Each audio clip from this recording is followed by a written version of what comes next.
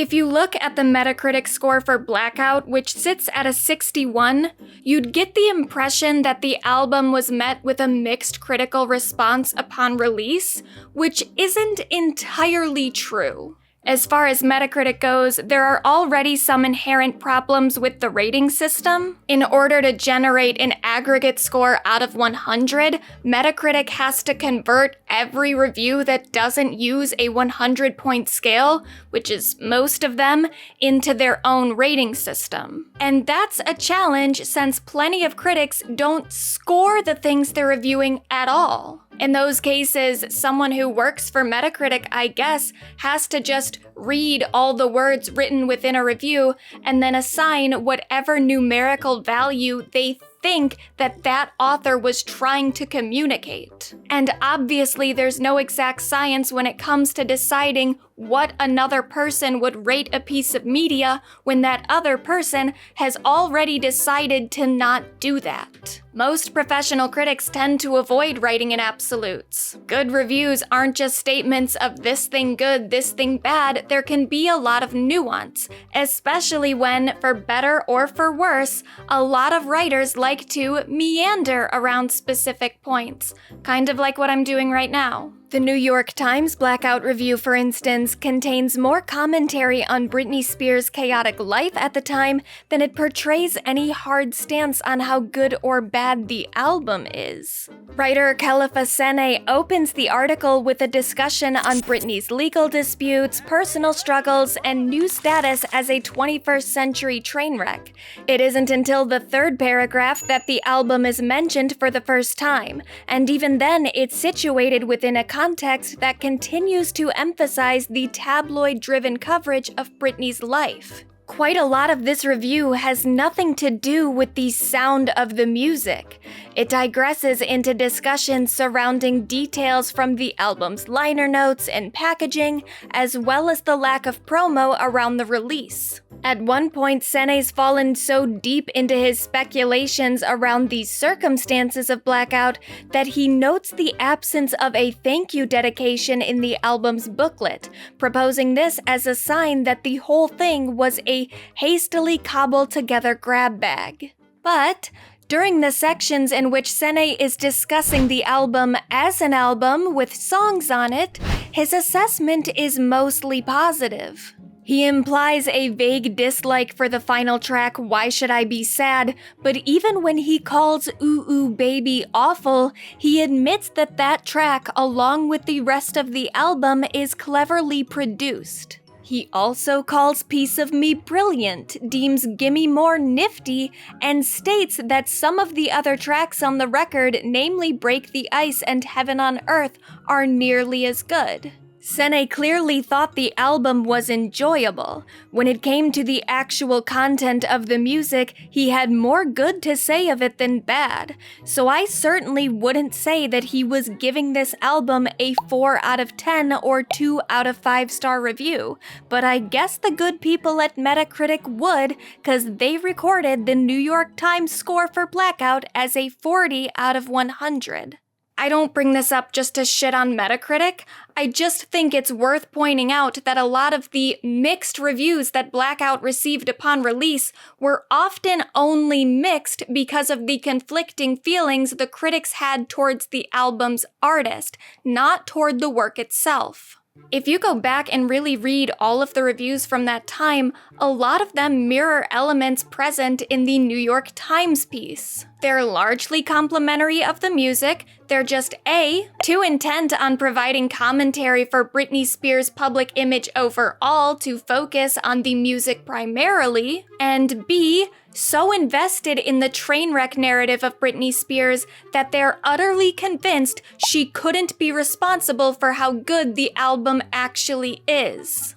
Even the most favorable reviews couldn't divorce the record from the larger context of Britney's tabloid train wreck status, and indeed, given the content of the album, trying to see it as existing independently of Britney's life at the time would have been a mistake. The main difference between the overtly positive takes and the negatively tinged commentary simply appears to be based in how bothered each critic was by Britney's faltering public persona.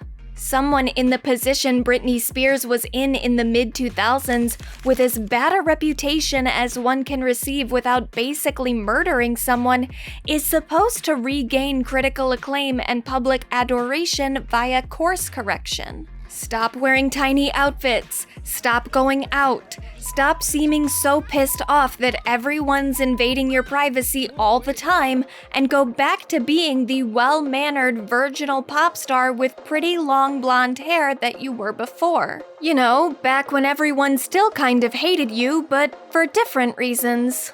But Britney Spears didn't do any of that. Blackout is decidedly not a course correction. It's an album that leans into the train wreck narrative of Britney's life without satirizing it or treating her party girl image as something shameful.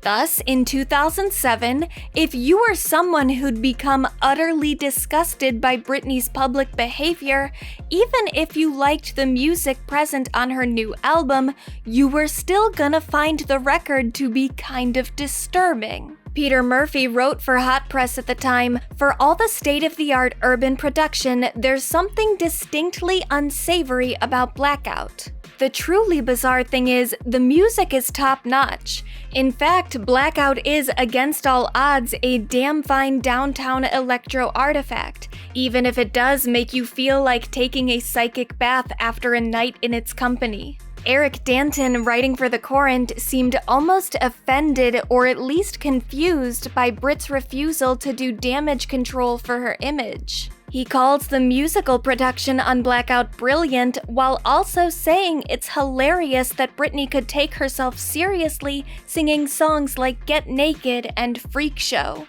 After writing out a list of all the drama Britney had been involved in over the last 2-ish years, he notes the title of the song, Why Should I Be Sad, and sarcastically quips, "Oh, no reason." To him, if Britney Spears isn't sad about what a mess the world has decided she's become, she must just lack self-awareness. He even makes a joke about the album's title, indicating his staunch belief that nothing presented here is intentionally ironic. It's all just an overlooked mistake on Britney's part, a mistake that just happens to sound pretty good. That kind of attitude permeated a lot of conversations about Britney and her work at the time. Even some positive reviews for Blackout contain lines that are excessively cruel or belittling to the album's artist. And still, there were plenty of critics who realized right away that Britney Spears just released something really special, including critics from outlets that weren't typical Britney consumers. That song, Freak Show, arrives about midway through Britney Spears' new album. It addresses, with the help of 5 other credited writers, what she suspects, fears, and glories in what she's become to a large part of the audience that is interested in her. I'm going to hazard a guess here and say you probably aren't. So why am I reviewing Blackout? Because it is, against all odds, a good album. A good pop album for those of us who consume most of our music at home or in the car. And from the trade music publications I read, a good dance club album for those of you who go out at night and use music for fun and courtship. Now, as someone who has a lot of opinions herself, I am pretty pro-critic. Even with reviews I disagree with, I think there's a lot of value in having a pool of people whose job it is to think of media critically. And I think it's important to have a variety of perspectives. Part of the reason that I'm including videos and photos of some of the people who were reviewing Blackout at the time is to make a point about the general through line of the people talking about this album at a professional level. They're all kind of like men. But that's fine. Men are fine. They can have good opinions about stuff, but anyway, the end goal of a review isn't to just be right about something. What really matters is that a critic's analysis is thoughtful and made in good faith. So who's really to say what piece of writing about Blackout was the most correct around the time of its release? Me, I do, I say, and it was Tom Ewing's article for Pitchfork. Forget everything I said a second ago about different perspectives and no one person being right. I didn't mean it. More than anybody else writing about this album in the year it was released, Tom Ewing fucking got Blackout. His analysis of the album is really good, presenting it as a sort of pop music equivalent to the David Lynch mystery series Twin Peaks, with Britney starring as her own Laura Palmer. But more than that, his analysis of the ways other critics were writing about the album and about Britney was surprisingly insightful for a review published in a notably anti-Britney era. Stephen Thomas Erlewine gave Blackout a sternly positive review for AllMusic, but his piece is full of comments meant to underestimate the responsibility Britney had in the album's creation. In his review for the New York Times, the biggest critique Sané offers is also rooted in his suspicion that Britney played little role in Blackout's production. I guess while he was looking at the album's credits and noting that Britney wasn't doing her own backing vocals, he missed the part where Britney is credited as the album's executive producer. It's interesting how that doesn't get brought up in the review, but the number of photos of empty chairs in the album booklet does. Now sure, you could reduce that executive producer role to saying that Britney just hired all the right people to make the music for her, but that's not a small achievement either. In any sort of collaborative artistic process, choosing the right talent for a project is kind of the most important job in the whole thing. And considering most of the producers on Blackout specifically came from an electro R&B background, I think it's pretty clear that the curation of this particular talent pool was very intentional. These people weren't chosen at random. Britney clearly had some idea of the direction she wanted to go in, and she found the team that would help her achieve that. What's significant about the Pitchfork piece is that Tom Ewing was one of the few writers at the time to acknowledge Britney as instrumental to Blackout's success rather than incidental, writing, Britney's disastrous VMAs performance has set much of the tone for reviews for her new album Blackout. However good the music on the record is, and most critics agree it's pretty good, surely this poor, half-there creature can't have had much to do with it. But simply as a vocal presence, she's all over the album. Blackout reminds me how instantly recognizable Britney's vocals are, treated or untreated. Her thin southern huskiness is one of the defining sounds of 2000s pop. She's credited on Blackout as executive producer, which could mean anything, but it's hard to listen to the record and not credit her with a degree of agency. You might look at the public Britney and see someone who can barely string a sentence together, but even so, that sentence could have been, I want an album that doesn't sound like anybody else's, or I want an album that's basically untourable, or I want an album that people can party and fuck to. Blackout is credibly all of the above, which are aesthetic and strategic choices, and good ones too. As well received as the music was in 2007, Blackout didn't quite sound like anything else being made by big-name pop musicians. It contained elements of Europop-inspired hits from the likes of Rihanna, Nelly Furtado, and Justin Timberlake, but it was musically more fragmented, grimy, and off-putting. It didn't belong at a hype mid-2000s star-studded club as was the setting for most pop videos of the era. Instead, it was made for dirty dive bars and strip clubs full of society's horniest outcasts. It's easy to see in retrospect how progressive the album was, as many of its sonic explorations would only start to sound familiar to mainstream pop radio in the years that followed. The album track Freak Show, for instance, contained a dubstep wobble bass during an era in which dubstep was a mostly underground EDM movement coming out of South London. It wouldn't be until the very end of the decade that dubstep would find its footing in a more mainstream market, especially in America, and while the genre faded in popularity around the mid-2010s, its influence can still be heard in today's trap and/or EDM-leaning hits, which is one of the reasons that this mashup of Freak Show and Billie Eilish's 2019 single Bad Guy sounds so fucking good. I'm the bad guy. Make it a freak show. In fact, there are a lot of Blackout mashups online that sound downright perfect, an all-time favorite of mine being this one from French Fry Mashups taking a DIY acapella rip from Ariana Grande's Step On Up and putting it over top of Gimme More's instrumentals.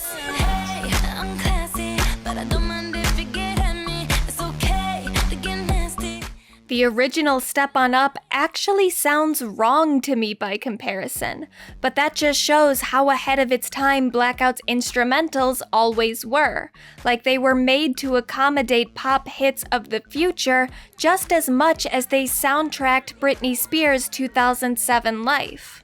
Released about a year after Blackout, Lady Gaga's debut album The Fame received a lot of the initial credit for catapulting EDM music into mainstream pop. Britney had obviously been a bit ahead of that curve, but it wasn't just the sonic innovations of Blackout that The Fame took after.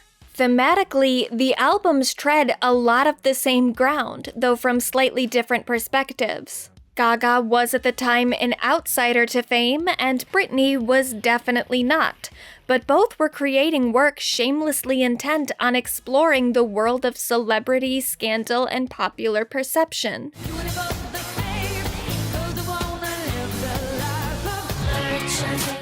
The rise of tabloid culture simultaneously enforced and was motivated by the public's growing fascination with celebrity culture, something Britney Spears had inadvertently become the face of. But with the aggressive evolution of technology and the internet, celebrity was about to earn a more democratized status. Perez Hilton hadn't just become a celebrity blogger in that he was a blogger who wrote about celebrities, he was a blogger whose writing on celebrities was making him famous in his own right. He built his name off of talking about people like Britney Spears. Actually, especially her. Thank you, Britney Spears. Being bad is good for my business. Oh, I know that. So she's your number one. By far. Your bread and butter this year. Kim Kardashian, too, in the era of Blackout, was growing her fame off her proximity to other famous people. People who didn't include Britney, but that still didn't stop Kim from evoking Britney's name for free press. She used to falsely tip off paparazzi that Britney was dining at whatever restaurant Kim and her friends were having dinner, in the hopes that once photographers arrived to the location and failed to see Britney, they'd settle to take shots of Kim instead. As I stated in the first video of this series, every celebrity is famous for being famous. That's kind of the entire point of the celebrity industry. But obviously, when people use the term famous for being famous, they're talking about a particular kind of celebrity. That of women like Kim Kardashian and Paris Hilton. And that brand of public persona didn't become fully established as a semi-viable career path until about the era of Blackout, when paparazzi culture was at its peak. Never before had celebrities been interacting with celebrity culture so overtly, but never before had celebrity culture become so all-consuming and impossible to ignore. Heidi Montag at one point did make music that was noticeably more influenced by Britney Spears than anyone else, but she didn't need to release a single song in order for her career to represent another aspect of Blackout's legacy. Just by being the shameless attention whore she was in the late 2000s, something I say, by the way, with the utmost respect, and earning herself the ire of anyone that believed themselves too good for mindless tabloid fodder, but not too good to complain about it constantly, Heidi Montag already was the type of woman Blackout chose to embrace, another bimbo of the apocalypse. If you thought that Kim Kardashian was low, it actually does get worse. Our little sliding graph continues in the downward trend. It's Heidi Montag, star of the MTV reality show The Hills, scoring a ridiculously low 19.2 on the Useless Celebrity Index. Almost embarrassing how low she scored. The photos taken of Britney, Paris, and Lindsay, which emblazoned tabloid covers and inspired headlines like Bimbo Summit, were seen at the time as something shameworthy for those women. They were all supposed to be embarrassed by their spiraling reputations, but today, those images aren't depicted as shameworthy at all. Now they're just iconic. This change in cultural perception comes down to two things. One is that we're living in a postmodern world, and the internet loves to take things once deemed incredibly uncool, either for being cringe or just perceivably vapid, and make them ironically cool. Stans posting pictures of Lindsay, Paris, and Britney leaving a nightclub and captioning them the Holy Trinity is irony at its finest, upholding something generally perceived as trashy and declaring it to be on the same level as the three most important figures of the Christian religion.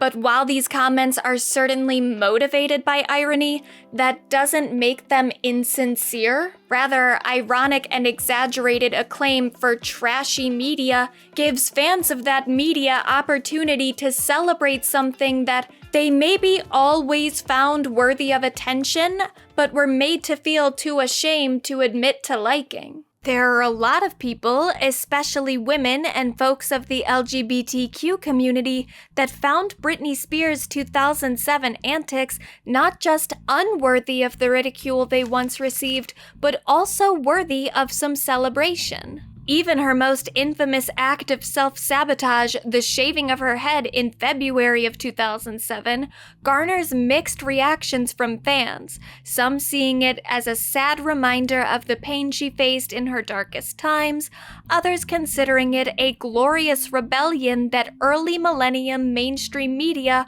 was committed to misunderstanding. Falling into the latter category, Coco Romack wrote a piece for ID in 2018 entitled, "Why Britney Spears' Head-Shaving Moment is Deeply Inspiring for Me as a Trans Person," where Romack explains, "At the moment of her public decapitation of sorts, when she stepped into a Tarzana, California hair salon and shaved her head, the image was immediately and forever burned into my memory. There were initial feelings of pity. I succumbed to the pity porn, I'll admit it, but those soon dissipated, leaving other emotions in their absence. I related to her.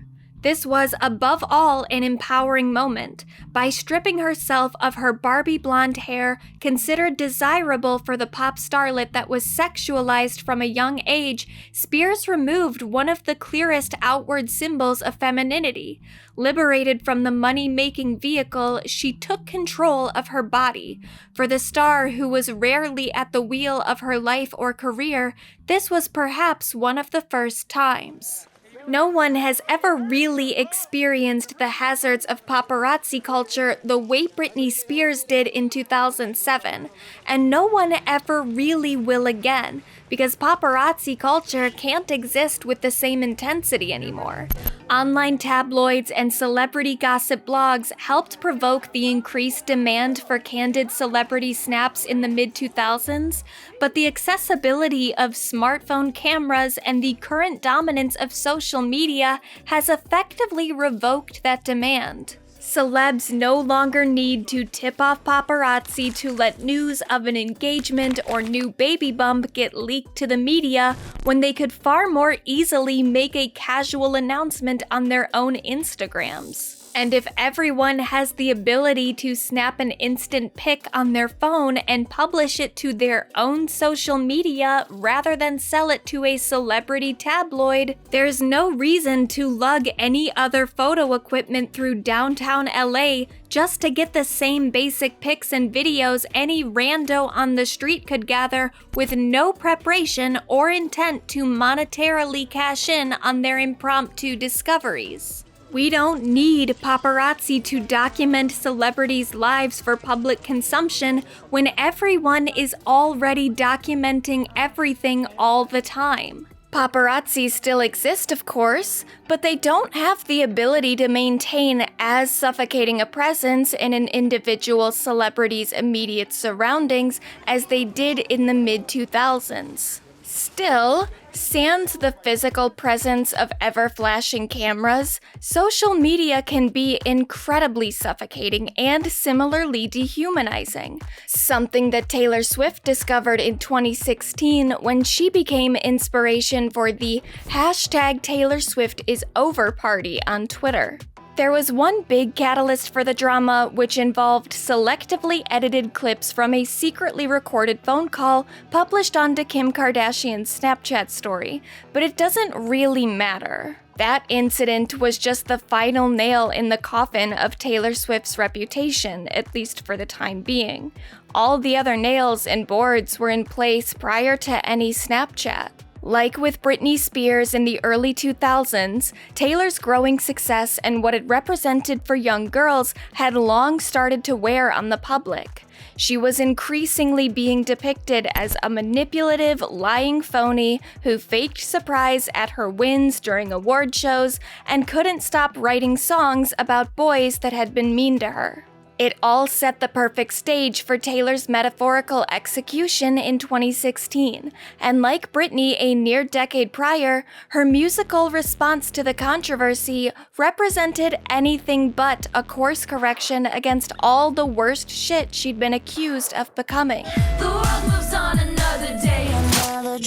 Look What You Made Me Do immediately drew comparisons to the Blackout single Piece of Me upon release, with both songs presenting an ill-reputed woman attempting to take back her power and reclaim her own narrative from a misogynistic culture.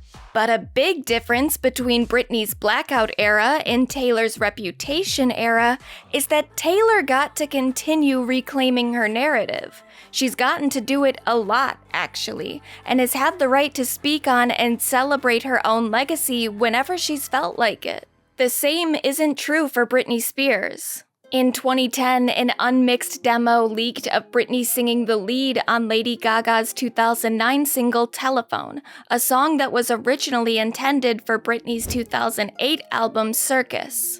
Rolling Stone's Rob Sheffield loved the demo so much he eventually put it on his list of top 25 singles of 2010, writing when the track leaked, "Telephone actually sounds a lot like Britney's 2007 hit Piece of Me, proving yet again how much impact Britney has had on the sonics of current pop.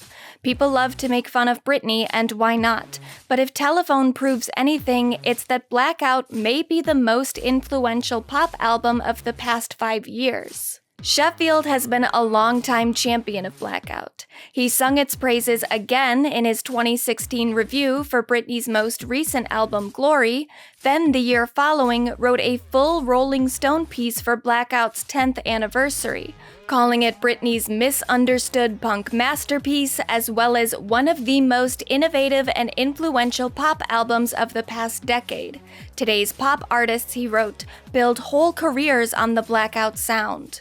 How intentionally those artists are appropriating Blackout's innovations is impossible to say, but it is worth pointing out that even in the first few years following its release, other big-name pop acts were taking notice of the record. Because, I mean, think about it. She's done no press for her album, which I love, by the way. I like her album. Yeah. But yeah, I do. But Britney, my favorite Britney album is actually Blackout. I like that. I like Circus, but Blackout's my favorite. Are you friends of Britney? I'm a fan of hers. You I like her new album. You like the new album, Give Me More? Okay. Give me more.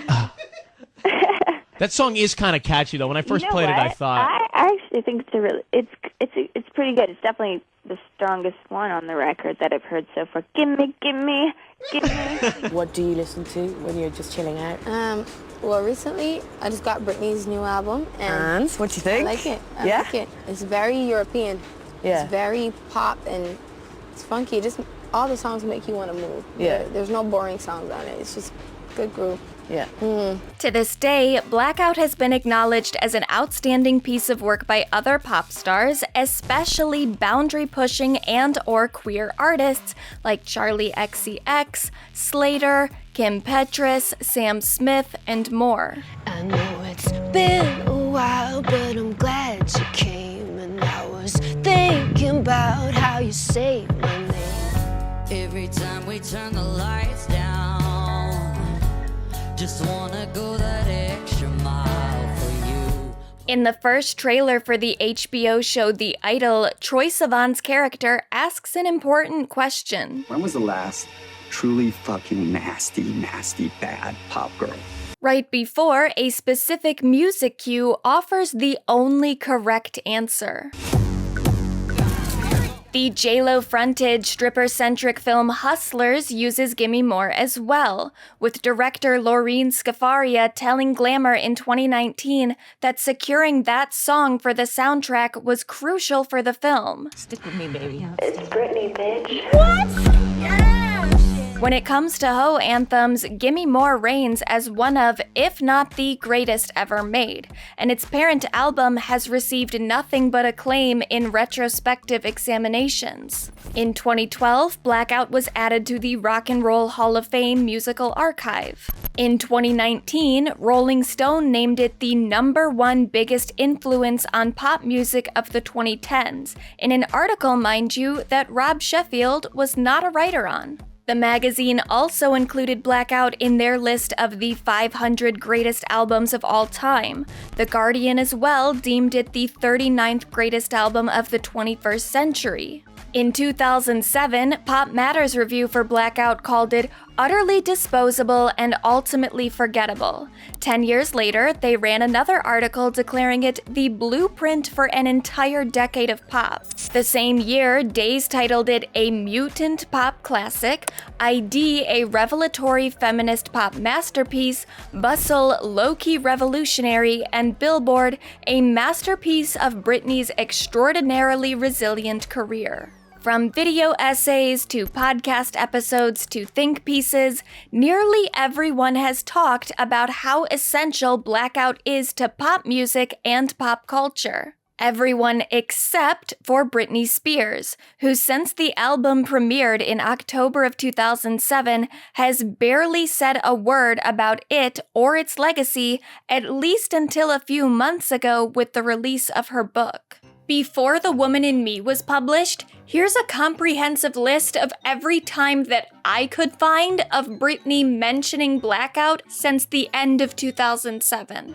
The first is in this interview that she did in 2008 for her album Circus. Circus is a little bit lighter than I think Blackout. I think a lot of the songs I did at that time, I was going through a really dark phase in my life, so a lot of the songs reflect that. The second was in 2011 with an interview she did with Rolling Stone, where Britney said the first time she ever worked with Dr. Luke was when she was recording Blackout. Though he's not actually on the album's credits, I think he worked on an outtake or something. Then the third time was in this tweet from 2012 around Blackout's 5th birthday, where Britney apparently wrote, "I heard Happy Birthday Blackout was trending earlier. Thank you all for loving the album as much as I do. Blackout 2.0? I think it goes without saying that there was never a Blackout 2.0. Then the fourth and final time that I'm aware of was in this Fader article from 2017, where Fader spoke to 12 different artists and Britney on what the album means to them. This is by far the most substantive commentary fans had gotten from Britney since the album came out, and it's really not much. Just 2 short paragraphs where Britney basically says, "Working on the album was fun, and I like the song Freak Show." And that's it. Until very recently, those were all the times that Britney mentioned Blackout. And for those last 2 to 3 examples, there's an argument to be made that we don't even know if it was Britney saying those things. I'm gonna assume that it was, but from February of 2008 until November of 2021, anything said by Britney in text form needed to be taken with a grain of salt given the lack of access even well-connected journalists had to her spoken voice, and the questionable access Britney had to any form of communication. In fact, a former extra producer once tweeted that he tried to ask Britney in 2012 about that tweet on her account celebrating Blackout's birthday. And he said that he was told by Britney's team, "She won't know what you're talking about." That same producer also once tweeted that he had been banned from ever working with Britney again after he took a selfie with her without first asking her father's permission, a story that Mario Lopez corroborated. Now, if the "she won't know what you're talking about" exchange indeed happened, there are two explanations. One is that Britney didn't write that 2012 tweet. Or two, she did write that tweet, but for whatever reason, her team didn't want her acknowledging what's become known as her greatest album to date. And why would that be? And what happened between the release of Blackout and the release of Britney's book over a decade later that would make it so hard to get Britney's perspective on her own work? Well, a lot, but just one main thing. So by the end of 2007, Britney Spears' life was a mess. She was angry, sad, vulnerable, still reeling from a divorce and recent familial death, constantly fighting over custody for her two sons, stuck in the middle of a chaotic and cruel media storm, and on the outs with members of her family and former management team. That estranged family had been trying desperately to get back into her life, but was discovering that in order to get to Britney, they'd have to first go through Sam Lutfi, a man who, in 2007, was basically to Britney Spears what Eugene Landy was to Brian Wilson, though at least Landy was an actual doctor. No one knows exactly what Sam Lutfi was, but whatever it wasn't good. And for the Spears parents, his presence represented an impassable wall preventing easy access to their daughter. So, on February 1st, 2008, Britney was placed into a temporary probate conservatorship over her person and estate by the since-retired LA probate judge Reva Gutz, under the guardianship of her father Jamie Spears and an attorney named Andrew Wallet. Jamie filed an immediate restraining order against Lutfi on Britney's behalf. She was still in the hospital on her second of two involuntary psychiatric holds, both of which were called in January for mysterious reasons. The first was on January 4th after Britney locked herself and one of her sons in a bathroom and refused to relinquish custody to a bodyguard sent by Kevin Federline, Britney's ex and father of her children.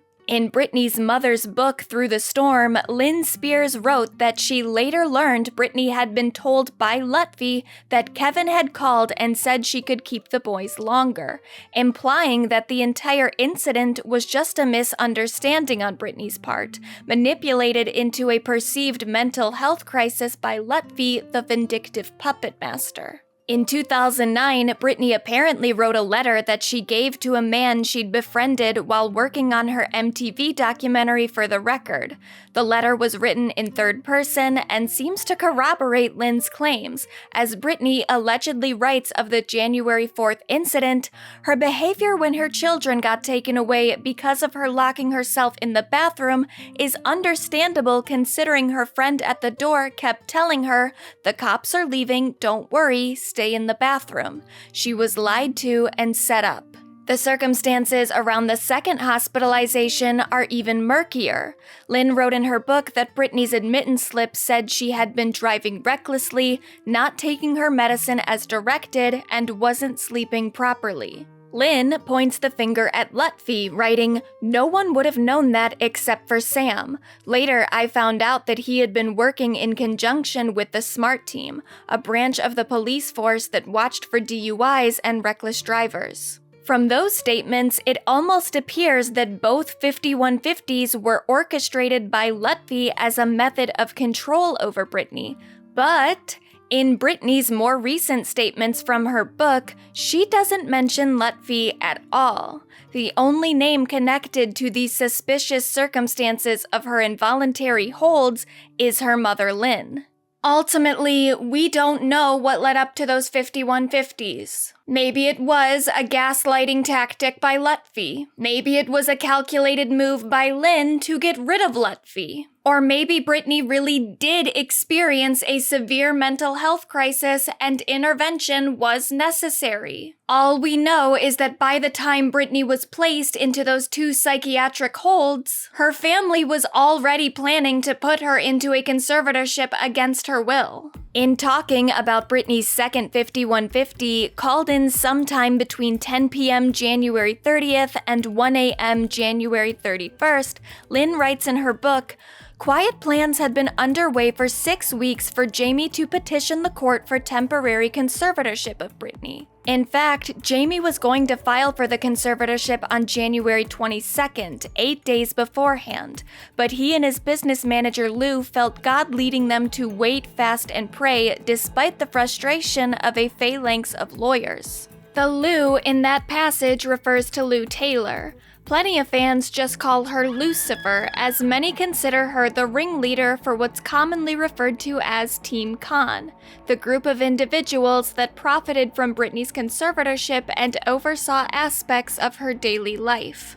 Lou has denied involvement in the conservatorship and its creation, but not only do we have Lynn's statements in Through the Storm, later leaked emails reveal that a few hours before Britney's second 5150 was called, Jamie's attorneys and Lou were discussing the strategy they needed to take to ensure the judge overseeing Britney's case would allow Jamie to administer psychotropic drugs to her. Shortly before he filed for the conservatorship, Jamie received a $40,000 loan for unknown purposes from Lou's company TriStar.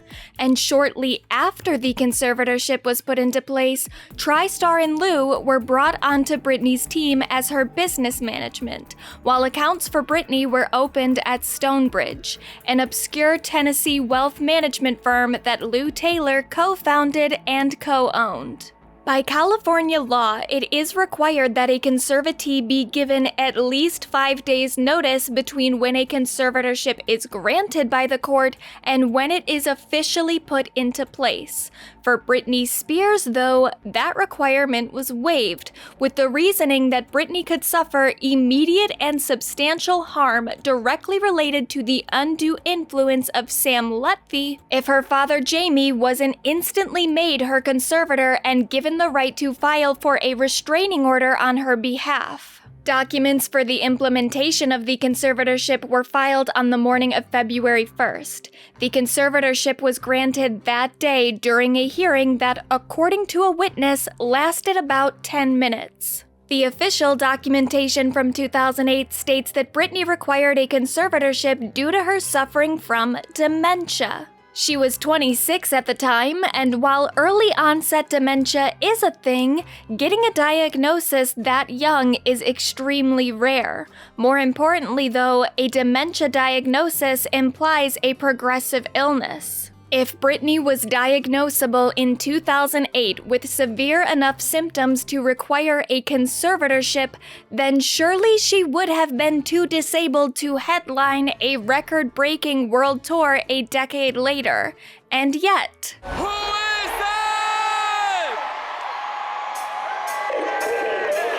In early February, while still in the hospital, Britney attempted to hire attorney Adam Streisand to represent her in court. He was ejected from the courtroom when the judge decided Britney was too incapacitated to choose her own representation. Britney would try to hire multiple other attorneys throughout the next 13 years to similar results, only being permitted to hire former federal prosecutor Matthew Rosengart as her counsel mid-2021 after her court-appointed attorney Sam Ingham III resigned and the Free Britney movement had already gone mainstream enough to put pressure on the court. Streisand said that when he spoke to Britney in 2008, she had accepted the fact that she was about to be put into a conservatorship. The only formal request she was attempting to make at the time was that someone other than her father Jamie be appointed her conservator. The two never had a good relationship. According to her sister Jamie Lynn, Britney once bought their mother a house in the early 2000s as incentive for her to divorce Jamie. His abusive behavior has been documented extensively by both Lynn and Jamie Lynn in each woman's respective books, where Jamie is portrayed as an abusive, alcoholic narcissist, but one the two women were eager to forgive once he stopped abandoning the family so much and instead appointed himself the lone dictator of their daughter's/sister's life. Go read their books and tell me that's an unfair interpretation. On multiple occasions, the court was made aware of Jamie's abusive behavior along with apparent ineptitude. According to the New York Times, a former nanny and housekeeper of Britney's claimed in a 2010 legal letter that Jamie had engaged in verbal abuse, tirades, inappropriate behavior, and alcoholic relapses. In 2014, Britney's court-appointed attorney told the court that Britney wanted her father subjected to random drug and alcohol tests, believing that her father had relapsed from his supposed sobriety, to which Judge Gutz replied, "Absolutely inappropriate, and who is she to be demanding that of anybody?" According to a former employee of the security staff hired by Britney's conservators, Black Box Security, Jamie and his accomplices had the login information for Britney's iCloud, which they used to mirror the activity on her iPhone, seeing the text messages she sent people, the photos she took, the things she Googled, everything. At the beginning of 2019, she allegedly had her phone taken away once it was discovered that she had reached out to another lawyer for help. It's also been alleged that Black Box had secretly placed a recording device in Britney's bedroom, a claim that was corroborated by the New York Times after the publication reviewed over 180 hours of those recordings and confirmed their authenticity. A lot of the information we now have comes from the New York Times 2021 reporting on the matter, but the fact that Jamie Spears probably wasn't a fit conservator was not a revelation by that point. In 2019, it was reported that he had gotten into a physical altercation with one of Britney's sons, resulting in Kevin Federline seeking a restraining order against him on both sons' behalves. Jamie then stepped down as conservator of Britney's person, but was able to pick his replacement and remain sole conservator of her estate, continuing to direct how Britney's money was spent. Though, to be honest, I don't even think Jamie's main motive was money. It was a motive, for sure, especially I think for some of Jamie's co-conspirators. But so many of the decisions made by Team Con in those 13 and a half years had no basis in financial gain. Jamie didn't just want to steal from Britney Spears, he wanted to become Britney Spears, evidenced by all the times he apparently used to yell in front of other people, "I am Britney Spears." And to become Britney, first he had to remove her ability to be herself, a goal that I think the Spears family was pretty united on from the outset. In all the discourse around Britney's conservatorship, something that has been severely underemphasized is the amount that religion played in its original goals. Part of the reason Lynn and Jamie Lynn have been so forgiving toward Jamie's past transgressions is that they attribute his sobriety, however waning, to Jamie's renewed born-again faith. Both women's books are actually classified as Christian nonfiction, a genre of literature that Britney was reportedly restricted to reading exclusively during the early years of the conservatorship. Jamie Lynn's book is a little less egregious when it comes to upholding religious dogma, but Lynn's gives insight into the faith-based fears which likely motivated her forceful re-entry into her estranged daughter's life. Long before any breakdown narrative of Britney Spears emerged, Lynn was becoming increasingly concerned by her daughter's open-minded outlook on religion. It was reported back in 2004 that she helped steer Britney away from exploring Kabbalah after Britney was introduced to the religious philosophy by Madonna. Those are just rumors, but even Justin Timberlake is implied in Lynn's book to have had a negative influence on Britney's spiritual journey after Britney started contemplating complex issues of morality while the two were dating. There are also indications in Through the Storm that religious affiliation was taken into consideration while hiring people to Britney's payroll at the start of her career. Lynn wanted her surrounded by those who shared the family's faith, and she was very pleased when Kevin Federline hired a good Christian man to be the bodyguard for Britney's sons. Lou Taylor shared the Spears family's Christian convictions. Exactly when she became a player in all this is unclear, but she started working as Jamie Lynn's business manager as early as 2004, when Jamie Lynn would have been about 13 years old. At some point, Jamie Lynn and Lou developed a tight and personal bond that, in Jamie Lynn's own words, went way beyond professional. Then in January 2008, Lou appeared on the Today Show as a spokesperson for the family amidst Britney's public breakdown, and her statements were littered with religious language. What they don't know about Jamie and Lynn Spears is that every day Jamie goes to work as a professional chef, asking the Lord to give him the strength to honor the people he works for in the midst of circumstances. That Lynn Spears is a mother that is brokenhearted just because she's apart from her daughter, that she loves her daughter so much, and again, asking every day for God to give her strength and for her to continue to have hope. I mean, I'm so disturbed, Meredith, where we've gotten to be as a people, the morbidity of us watching the depravity of people suffering than to rally around and be hopeful. So really, I guess for me to be self-indulgent for a moment, that I would really hope that all those who seek God for strength in their life would be interceding for this family, because Jamie Spears, Lynn Spears, Brian, and Jamie Lynn Spears are all amazing people. In emails allegedly written by Britney in July of 2007, she apparently referred to Lou as a crazy lady and stalker, writing, "She keeps saying I am possessed and that she needs to come kill these spirits." Like this lady, she told me, she said, "Britney, go to the light. Go to the light and see Jesus." That same year, in a piece for Today's Christian Woman, Lou publicly spoke of her penchant for converting non-believers, saying, "I have an interesting role in the marketplace because I work in the sports and entertainment industry. The Holy Spirit imparts wisdom about how to handle certain invitations and opportunities. I've always felt called to minister to people others don't normally get to, and I know a big part of that means hanging out with people who don't know God yet. I thrive in those situations. We're accountable before the Lord to bring the truth to others."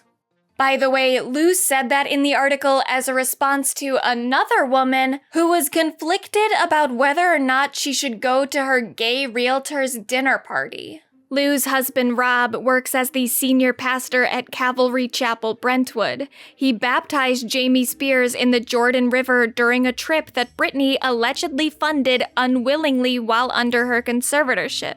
In 2007, Lou tried to send Jamie Lynn to a Christian residential program for troubled young women that Lou has close associations with after it was discovered that Jamie Lynn was pregnant at 16 years old. That program is currently called Mercy Multiplied, but it used to be called Mercy Ministries before a slew of abuse allegations pushed them to rebrand. Some of those allegations include claims of exorcisms and gay conversion therapy. The Hillsong Church is trying to distance itself from claims it's linked to a group which abused young women seeking help to overcome mental problems. They insist they received Bible studies and exorcism instead of the medical or psychiatric care they needed. In 2010, the Britney Spears Foundation, created by Britney 10 years prior, was closed out, with nearly half of its remaining funds being donated to Mercy Ministries.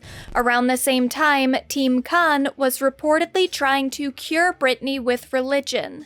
It's pretty ironic. Upon her debut, Britney, a self-professed Christian, was being protested by religious groups saying that all God-loving Americans should boycott her albums due to her sexualized image. Fast forward a few years, and supposed former friends of Britney were calling for a Britney boycott themselves, with a MySpace group of mostly old employees no longer on the payroll, urging fans to not buy Blackout or any other Britney merch until, quote, she's better. All while a spokesperson for the Spears family was asking for all God-loving Americans, or as she put it, all people who seek God for strength in their life, to intercede for Jamie and Lynn Spears as they attempted to regain control of their daughter. And they were attempting to regain control specifically. In talking about Sam Lutfi's influence over Britney, Lynn Spears wrote in her book, "Something drastic would have to happen for Sam to lose control and for Jamie to gain control of his daughter, who was, after all, an adult woman. I shuddered to think of what depths of desperation we would have to plumb to regain charge of our child." Now, I would assume that that verbiage was just the result of an unintentional Freudian slip. But this was written in a book. It likely went through a few different drafts and certainly was looked at by an editor. And still, no one in the Spears family camp thought it was at all weird to outright state that the family's goals were to take control and regain charge of their adult daughter. The Spears family shows their ass so often, constantly speaking about Britney in the most dehumanizing ways, even when they know that every word they say on the subject will be put under a media microscope. Because to them, it isn't weird. To them, the craziest thing that Britney ever did was defy her family's expectations for her behavior. And removing her right to freely demonstrate her defiance wasn't criminal or wrong, it was just restoring the natural order. I don't want to imply here that I think Britney Spears wasn't suffering a mental health crisis in the years leading up to the conservatorship. With all the shit she had been through during that period, it would have been shocking if she hadn't experienced some kind of breakdown. And beyond that, there is absolutely a possibility that Britney has been dealing with a cognitive disorder or mental illness that's completely separate from the external factors of her life. I won't say that there was no reason for her loved ones to have been concerned or to even attempt some form of intervention, but there doesn't appear to have been any good reason for that intervention to take place via a probate conservatorship. From what's written in Through the Storm, Lynn Spears didn't seem to believe Britney was suffering with anything except for severe postpartum depression.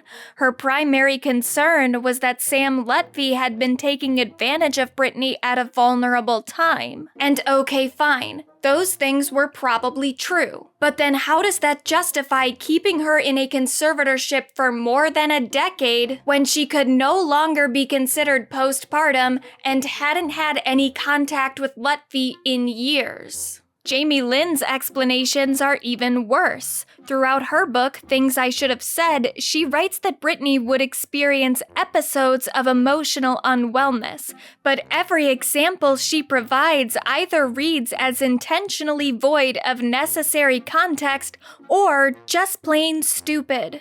One of the first times she said she noticed something off about Britney was when Britney, a 22-year-old woman, went on vacation around New Year's and seemed more interested in partying with her adult friends than hanging out with her 13-year-old sister.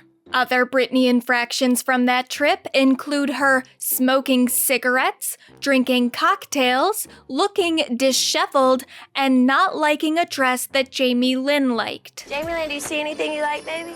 Are you crazy? Of course, this was also the trip in which Britney did get hitched to a man who turned out to be a QAnon-supporting weirdo. But Britney wouldn't be the first person in their early 20s to make a rash decision in a Las Vegas chapel while under the influence of alcohol and who knows what else. And anyway, the quickly annulled marriage isn't Jamie Lynn's primary complaint about Britney from that time. She seems to care far more about the fact that Britney was no longer behaving explicitly as a mother figure to her, and instead was acting like a typical 22-year-old girl. As depicted in Jamie Lynn's book, All the evidence of Britney's unwellness revolves around her emotions or behavior happening to make her family uncomfortable. But whether or not her emotions were valid is not something Jamie Lynn bothers to explore. A heated argument between the two is described in the book as an attack against Jamie Lynn. However, readers are given no details about the altercation itself, and the matter Jamie Lynn says Britney became enraged about is dismissed immediately as something trivial. What that something was is never mentioned, leading me to think that Jamie Lynn was worried her readers might not agree on her definition of trivial. Every time Britney is upset at her family, it's presented as a given that she's in the wrong, even when there's no logical reason to make that assumption. Jamie Lynn has tried to distance herself from any participation in the conservatorship primarily by pleading ignorance. How did you find out that your sister would be put into a conservatorship? I guess just kind of like everybody else. I didn't really know what a conservatorship was or anything. So I didn't know what, I just knew that okay, the family's gonna help my sister do something. I don't know. I just knew that that's all. I knew what y'all knew. Yeah. I did. After what I'd went through with my family the few months before, I just wasn't really having them in my life at that point in time. First off, I don't understand. When it was put into place, I was 17-year-old. I was about to have a baby, so I didn't understand what was happening, nor was I focused on that. I was focused on the fact that I was a 17-year-old about to have a baby. I understand just as little about it then as I do now. Based on everything you wrote in this book, your father struggled to parent. Mm-hmm. What qualified him to be a fit conservator? I don't know. You'd have to ask the freaking state of California. Yeah. I mean, I didn't make that choice. But I will say that I think that obviously someone found a need for something, but I wasn't who am I to say? So you were never involved in the conservatorship? I never had one part in anything ever in Britney's conservatorship or her life at all revolving around the conservatorship. Jamie Lynn Spears was never involved in any capacity in the conservatorship. Setting aside all the evidence that Jamie Lynn actually did take part in some of Team Khan's schemes, there was no me overseeing funds or something like that. And if that was, it was a misunderstanding. And certainly benefited more from it financially than she's ever admitted, especially if you factor in the deals between Britney's conservators and Jamie Lynn's husband, who's also named Jamie. The fact that she even thinks pretending she never understood the arrangement could provide any excuse for her complicity is telling in and of itself. Maybe Jamie Lynn didn't abuse Britney directly, but she was close enough to see evidence of the abuse and never thought it was a big enough deal to do so much as Google what's a conservatorship in the 13 and a half years that her sister was in one. Instead, she reaped the benefits of Britney's captivity, even beyond any allegations of financial exploitation. She actually portrays her sister's conservatorship as a positive force for her own relationship with her father, writing in her book, "The conservatorship was just a small piece of his commitment to helping her. They stayed sober together, and seeing my father put Britney's needs ahead of his own desires helped my old resentments fade. Moving past my experiences of the previous 2 years helped me see Daddy was trying his best to do the right thing, and for that alone, I slowly let him back into my life. I didn't just forgive and forget. There were stipulations that included healthy behaviors and absolutely no drinking. For the most part, Daddy manages his end of the bargain, until he doesn't, and I have to kick him out of my life for a while." It is an absolutely wild passage for multiple reasons. In the entire book, Jamie Lynn never mentions a single allegation against the conservatorship or her father, despite the allegations and the evidence corroborating them being very public by the time she was writing this. For all of that to be ignored, including allegations about a secret recording device being placed in her sister's bedroom, her sister not being able to to remove the IUD in her body because her team didn't want her to have more children, and the overall allegations that point to Britney Spears' conservatorship being an example of human trafficking, just for Jamie Lynn to be like, yeah, but my dad trafficking my sister did keep him mostly sober, so I enjoyed it. It paints an insane picture of who Jamie Lynn is as a person that she just willfully put out into the world. So there's that aspect of it. But then she also kind of confirms in that passage that there were times during the conservatorship where Jamie Spears wasn't sober. Something that Britney had been alleging in a court to no useful outcome. Like, great, Jamie Lynn, I'm so happy for you that when your father stops managing his end of the bargain for expectations that you put on him, you get to kick him out of your life for a while. But have you at all considered the fact that for 13 years, your sister legally couldn't do that? Jamie Lynn's book is atrocious in what it reveals about her complicity in her sister's abuse. But what's actually striking about it is that I do believe Jamie Lynn thought that she was making a good case for herself. Like, it never once even occurred to her how much worse she was making herself look, because her perception of this situation and her participation in it has been so thoroughly warped by the fucked up way her entire family looks at Britney's personhood, as if it doesn't exist, as if she's just Spears family property. The family was so lost in that mindset that at the height of the Free Britney movement, when they knew that they were under more scrutiny than ever before, Britney's brother Brian completed this interview. Have you ever seen anything that led you to be concerned that your sister was being held against her will? Every day. No, I'm joking. I mean, like, when the women in this family are very, very strong-minded and have their own opinion, and they want to do what they want to do. And as much as I admire that as a guy and being like one of two guys in this entire family, it kind of sucks, man. I'm not gonna lie. So yeah, she's wanted to get out of it for quite some time. What level of that is the reality? Who knows? You know, it's like, when you say that, meaning you're not sure if she means what she says. Well, I mean, think about it. She's been surrounded by people and a team of people since she was 15. So, I mean, I know what she wants, but I'm just saying, like, you know, at the end of the day, what is the reality of that? You know, like, what would that be in practicality? Yeah, the practicality of that. Oh, so are you going to call and make reservations for yourself today? But you know, in the end, it's been a great thing for our family, you know, to this point, and just trying to keep hoping for the best. A great thing for our family. I mean, yeah, I'm sure it was. Because the thing about Britney's 2007 estrangement from her family is that it didn't just threaten to destroy the Spears' familial bonds, it did threaten to destroy their financial security. The best things about being famous is just knowing that my family is forever okay, you know, financially. I'll be able to support my family no matter what, and being able to... You could support a small country, I think. Britney first signed to Jive Records at 15 years old and rose to household name status about a year later. From that point forward, Britney was the Spears family business.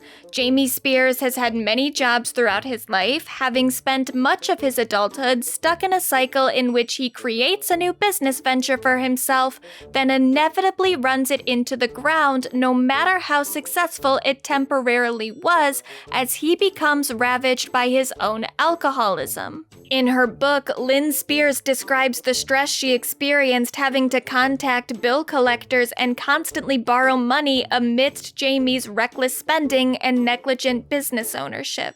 Once Britney became one of the biggest pop stars in the world, though, Jamie was free to start and abandon new ventures as he pleased, which he often did, even with businesses his daughter bought for him, like the Nyla restaurant that garnered her negative press after it gave a bunch of its patrons food poisoning.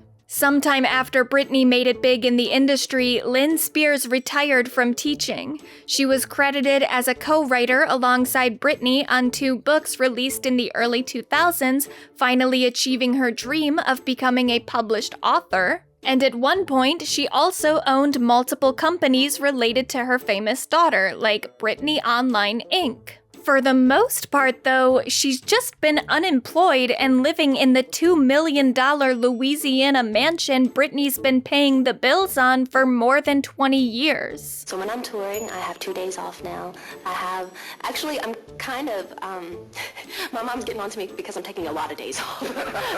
She's like, Britney, you need to work, okay? Because I think you wanted every weekend off and then a week off every 6 weeks. Yes. Prior to the conservatorship, Britney's brother Brian worked more directly in her businesses than the rest of the family.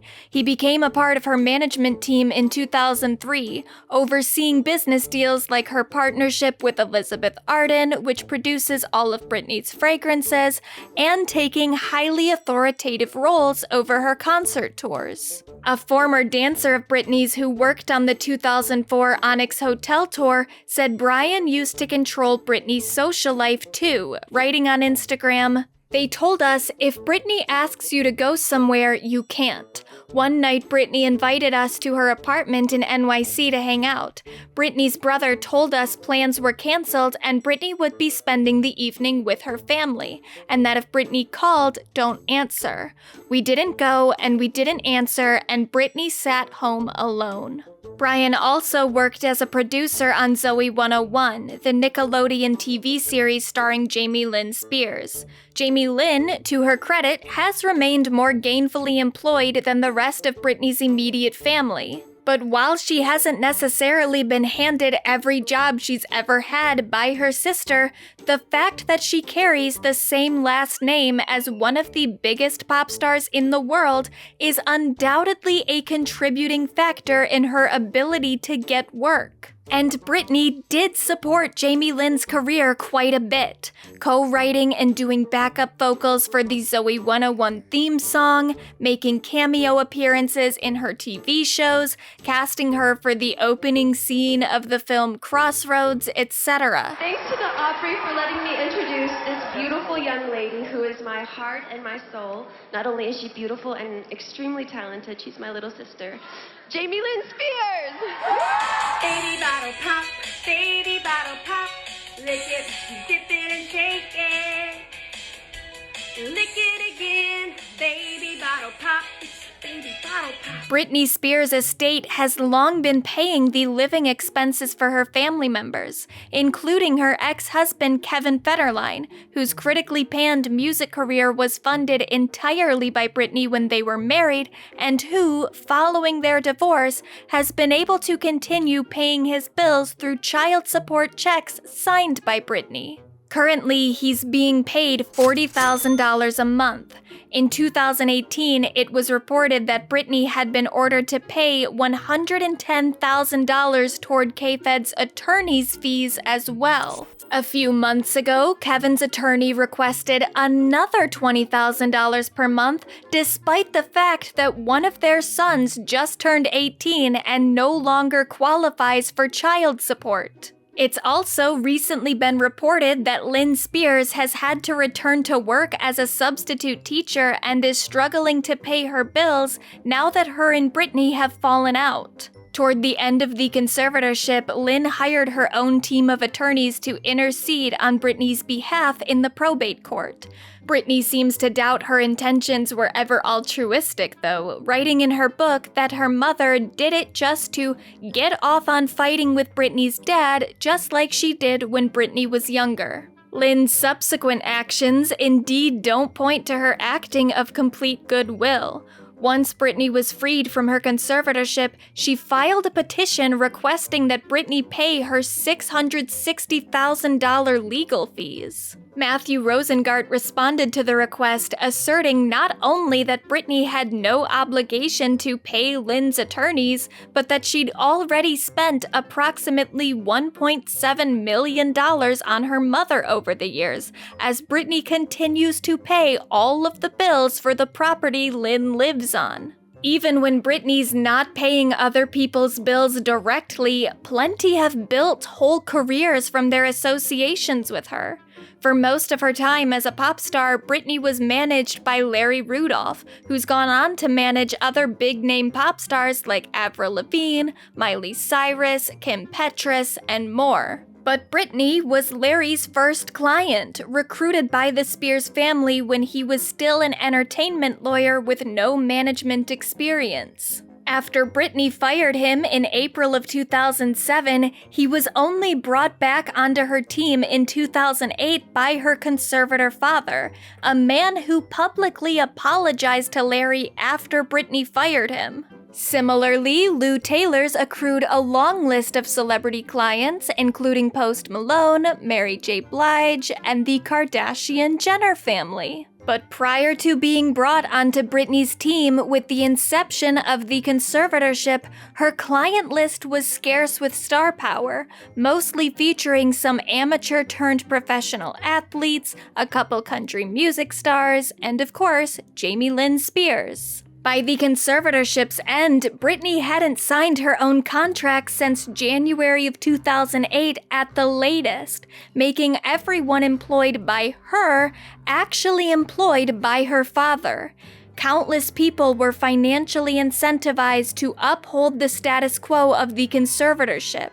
Not just the people working on her immediate team, but anyone with business ties to the Britney brand. The dancers, makeup artists, costume designers, etc. for her concerts or music videos.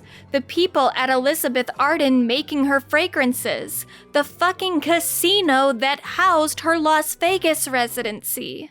Other than the fact that the conservatorship was put into place to begin with, especially through such a hasty process, the first major way the LA County Probate Court fucked Britney over was by not allowing her to hire her own legal representation. Instead, sticking her with Sam Ingham, a court-appointed attorney whose employment on the Spears case relied on the conservatorship's continuation. And though the court's typical maximum fee for court-appointed attorneys is $250 per hour, Judge Gutz granted an exception for Ingham, who was paid $475 per hour for Britney's case specifically, making her conservatorship more profitable to him than the average probate case.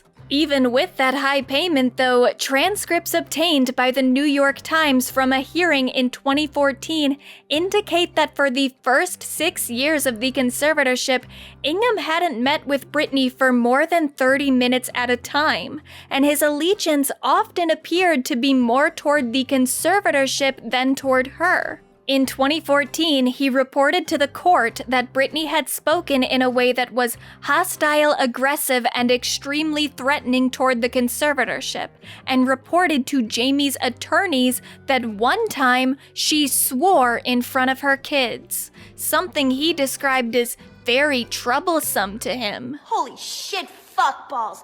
Whoa, girl, fuck. Wow. Oh my god.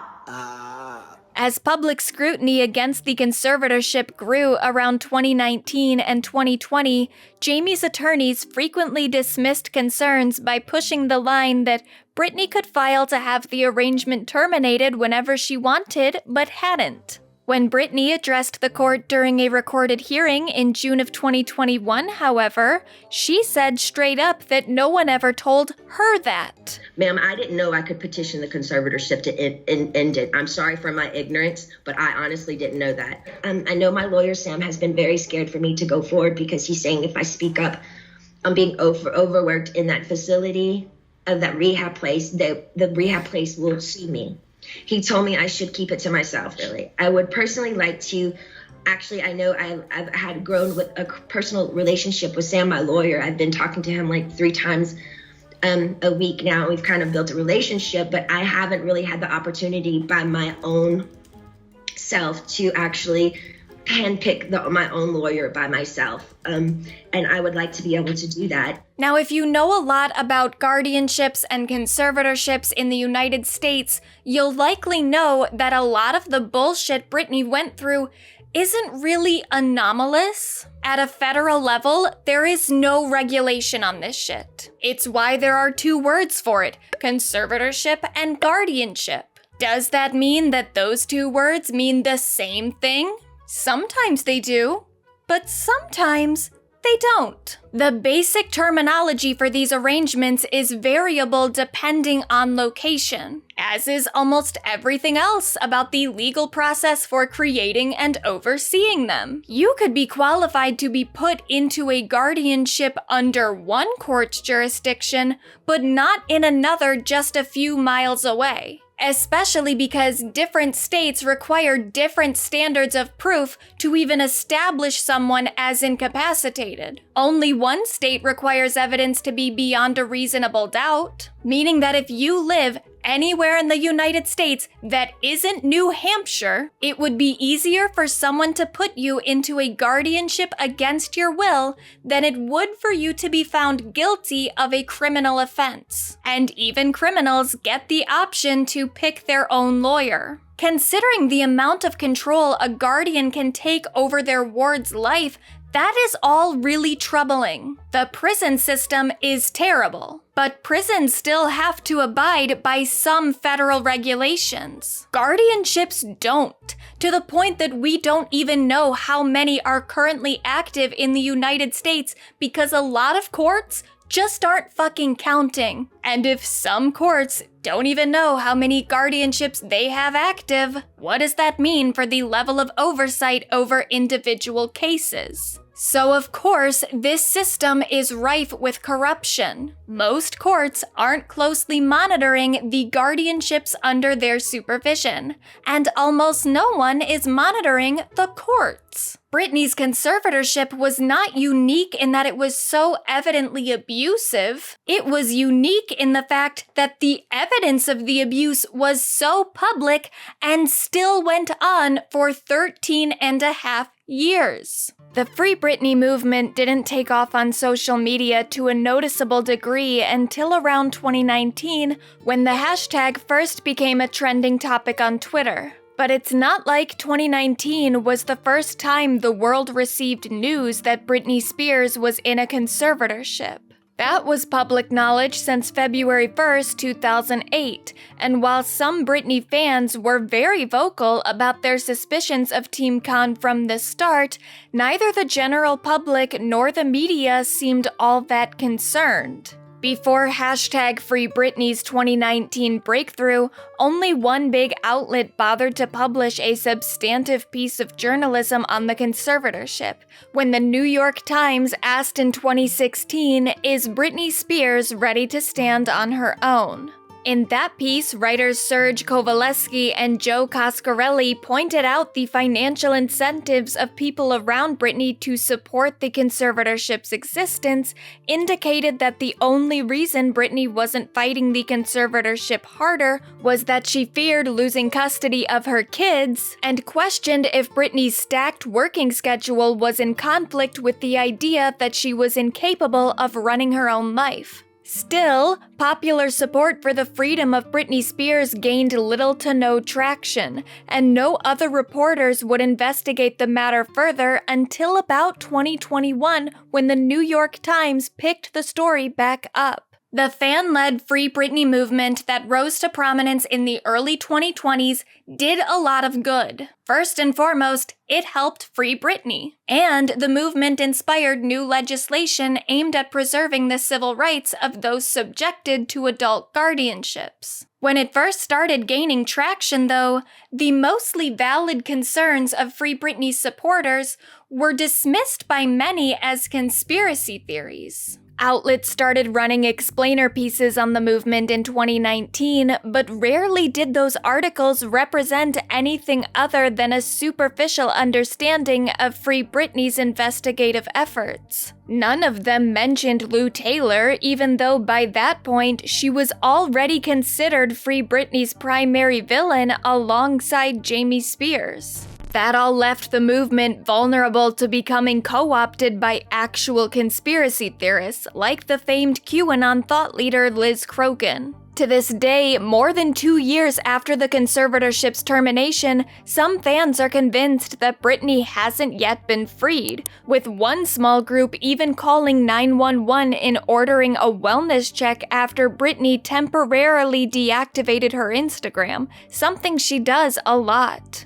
Perhaps some of that hysteria could have been avoided had trusted news outlets not left Stan Twitter and true crime TikTok to do all the research around this case by themselves for so long, allowing more and more people to fall down some dangerous rabbit holes. But most news outlets refuse to take this matter seriously.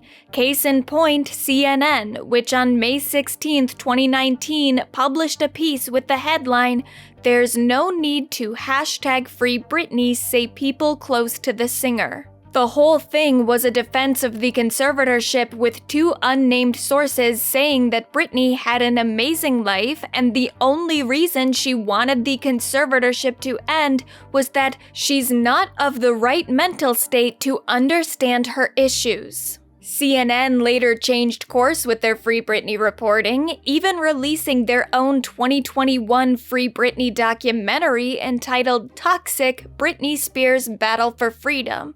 But that 2019 article was trash. Trash representative of problems inherent in a lot of mainstream reporting at the time, presenting the word of sources close to Britney as reliable testimony while implying zero suspicion over the fact that none of the statements provided about the inherent goodness of Britney's restraints ever actually came from Britney herself, despite the fact that it had already been alleged long before that everyone seen as a threat to Team Khan's authority was immediately and completely removed from Britney's life. What about the reports that her dad said, you can't come around anymore or you're gonna have to deal with Britney's lawyers? Yeah, he definitely said that.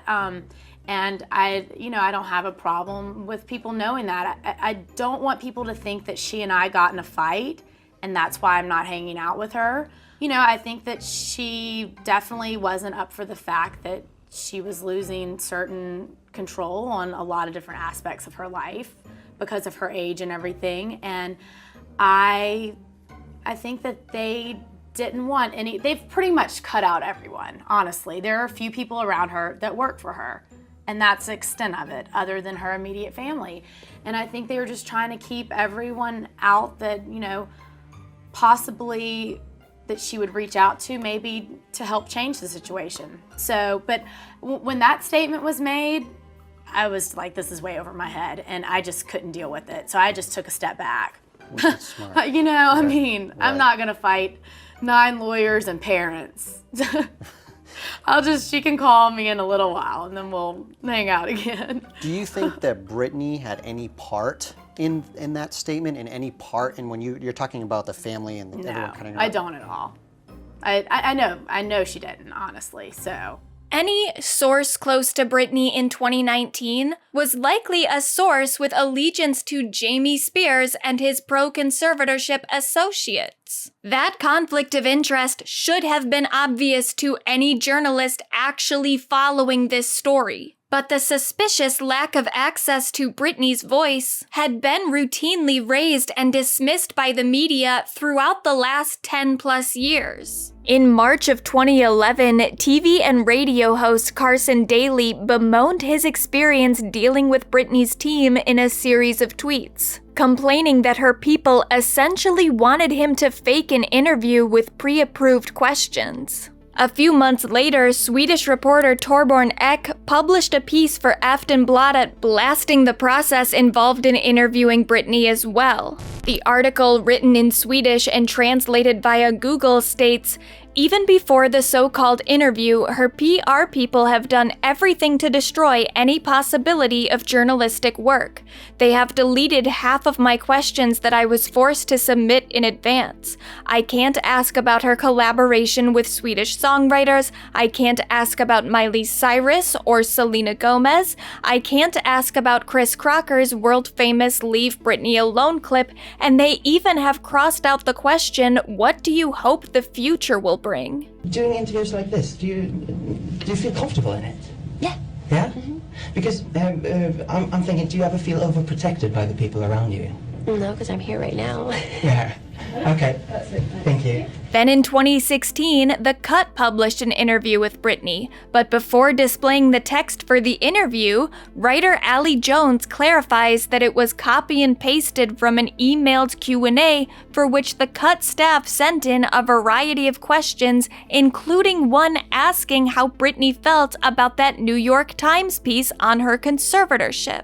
In the email they received in response, all but 5 of their most toothless questions were edited out, including, of course, the question about the conservatorship.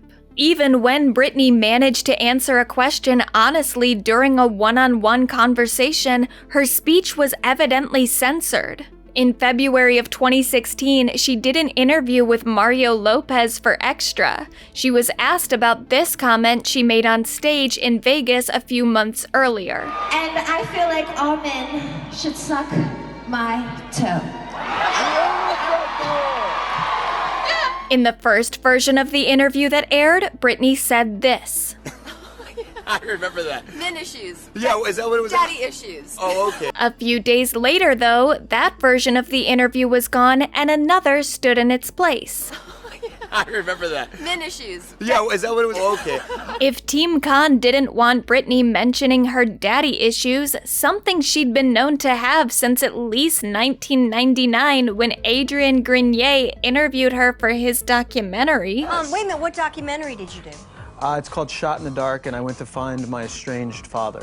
So what place does Britney have in that search for your father? She has father issues. Wow. Daddy issues. They definitely didn't want her talking about her conservatorship, but she did. On September 27, 2016, Britney filmed an interview for The Jonathan Ross Show. Multiple members of the live studio audience tweeted that day that they heard Britney say she was under a conservatorship, something she had never publicly acknowledged by name, and that she felt like a lot of decisions were being made for her.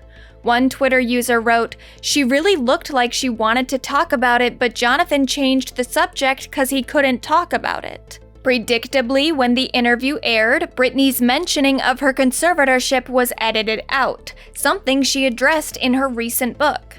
For fans, the fact that Britney tried to talk about her situation was massive news. The arrangement was suspicious from the start, but there was always a possibility that it wasn't an unwanted presence in Britney's life. She had gotten out of testifying in a few lawsuits brought against her and her brand, specifically due to the conservatorship's argument that she wasn't capable of taking the stand. Maybe Britney enjoyed having this little legal loophole that let other people deal with the most tiring aspects of her business ventures. And maybe the reason she never discussed the conservatorship publicly was that she just didn't want people in her business. Finding out that that moment with Jonathan Ross was removed before it could air was what radicalized me into the Free Britney movement, because it confirmed something Britney fans long feared. She wasn't abstaining from talking about her restraints because she didn't want to. She wasn't talking about them because she wasn't allowed to. And if she wasn't allowed to speak openly on the conservatorship, what were her conservators worried she'd say? What meant a lot to Britney fans, though, meant nothing to the outside world. Other than Pop Crush, with an article written by noted Britney stan Bradley Stern, no outlet picked up on the story of Britney's evident censorship. By the time the Jonathan Ross interview aired, headlines revolved around other revelations, like Britney confessing she likes rice. I like rice, I do. That's my favorite thing. The lack of interest in this story was upsetting and disappointing, but not really surprising if you're looking at the whole history of Britney's life in the spotlight. She had spent her entire career as one of the biggest pop stars on the planet, being seen as someone who was never responsible for her own success. She was a fembot, an industry puppet, a product of her label. Evidence that Britney was being silenced in her conservatorship wasn't worth exploring further if the world had already decided years before the conservatorship existed that Britney Spears was never really speaking for herself to begin with. Even in 2007, when she fired her management team, was only communicating with one person from her record label, and was being credited as the executive producer on her album, the fact that that album was so good meant almost every critic reviewing it had to conclude that Britney wasn't responsible. Her presence on the album was a coincidence. It was the producers she hired that deserved all the real credit. Then under the conservatorship, Britney's decisions literally weren't her own. So if after 2008 she ever looked like she was doing well, yet again, she wasn't considered the one responsible. But let me point out to you a few things about Jamie Spears, her dad. He has not only been the conservator for over a decade, he has taken her from being in debt to owing millions of dollars to now being in the clear. She now has an estate worth $60 million. That was Chloe Malas, the woman who wrote the 2019 CNN article quoting sources close to Britney. And look, Chloe's gotten a lot of shit from Free Britney supporters over the years, and a lot of it I do think is not great. She's been pretty viciously harassed, and a lot of the criticism that Chloe's gotten from Free Britney people has been used to kind of add on to this conspiracy theory from years before when she accused Morgan Freeman of sexual harassment, so that's a whole thing. I don't think that Chloe deserves a lot of it, and to her credit, she has adapted her reporting on Free Britney since writing that article and since making this statement on the Wendy Williams show. But still, as bad as I feel for Chloe for the amount of harassment she's received on this, that article and these statements are just so fucking stupid that I just can't not talk about it. So first of all, I've never seen any evidence that Britney was in debt at any point during her career. Maybe Chloe has some data that I don't have, but the lowest estimate I've ever seen for Britney's net worth in 2008 was $42 million. That was a career low, sure. But while Chloe was making that impassioned defense of Jamie Spears, as she says, Britney's net worth at that time was only $60 million, which sure is a lot of money, but that's about where Britney's net worth sat for the entire conservatorship, no matter how successful her ventures were, which is absolutely absurd. Britney's fragrance empire alone is worth somewhere in the billions. When she was hired to the X Factor, she was the highest paid judge in reality TV at the time. With her Piece of Me residency, she was the second highest paid performer in Las Vegas history. And she remains one of the best-selling recording artists of all time. And yet, throughout the conservatorship, she was worth about half the amount of money as Jessica Simpson and Jennifer Lopez, two performers whom she is objectively more successful than. Britney Spears being worth $60 million is weirdly low. But people, including CNN journalists, were really going out of their way to give Jamie Spears positive credit for something that's actually more alarming than it is impressive. But oh well, Britney has all of her hair now, so her conservators must be doing something right. The comeback narrative of Britney Spears has always been short-sighted and problematic. To this day, people make Etsy mugs and stickers with the phrase, "If Britney could make it through 2007, you can handle today." The implication is that 2007 represented the height of Britney's struggles, and maybe we only feel that way because 2007 was the last time Britney could publicly express her emotions. At the 2007 VMAs, her lackluster opening performance was used as evidence that there was something really wrong with her. She wound up on the cover of Entertainment Weekly with the headline, "Oh, the Horror." But if we cared so much about Britney's stage presence and what it could or couldn't imply about her mental state, 2007 was not the most worrying year of Britney's professional life. That honor goes to 2011, when far from one bad performance, almost every time Britney stepped onto a stage for Good Morning America, Jimmy Kimmel, the Billboard Music Awards, or dates on her own tour, her appearance was robotic, lifeless, and labored. She was still performing the choreography better than many of her peers could, but her movement lacked precision. Her eyes were often about half closed, looking lethargic and detached. It never caused the public outcry that the Gimme More VMA performance did, but people did notice that something was up, to the point that Dr. Drew was asked to provide commentary for HLN on why Britney had started looking so robotic on stage. He proposed that it could be the result of medication used to treat bipolar disorder, then used that as an opportunity to praise Britney's conservatorship. One other thing I want to say, AJ, which is something that has not been said enough. For some reason, her parents have taken sort of I think an inappropriate rap for what has happened with her because of their willingness to step up and take a conservatorship of her well-being and life.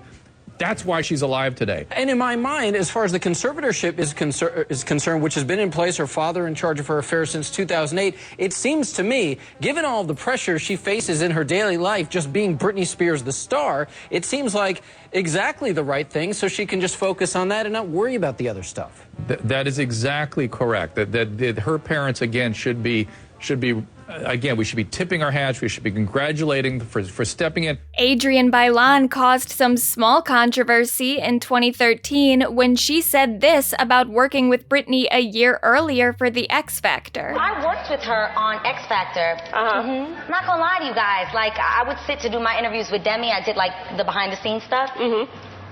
She can't hold a conversation. Who, Britney Spears? No.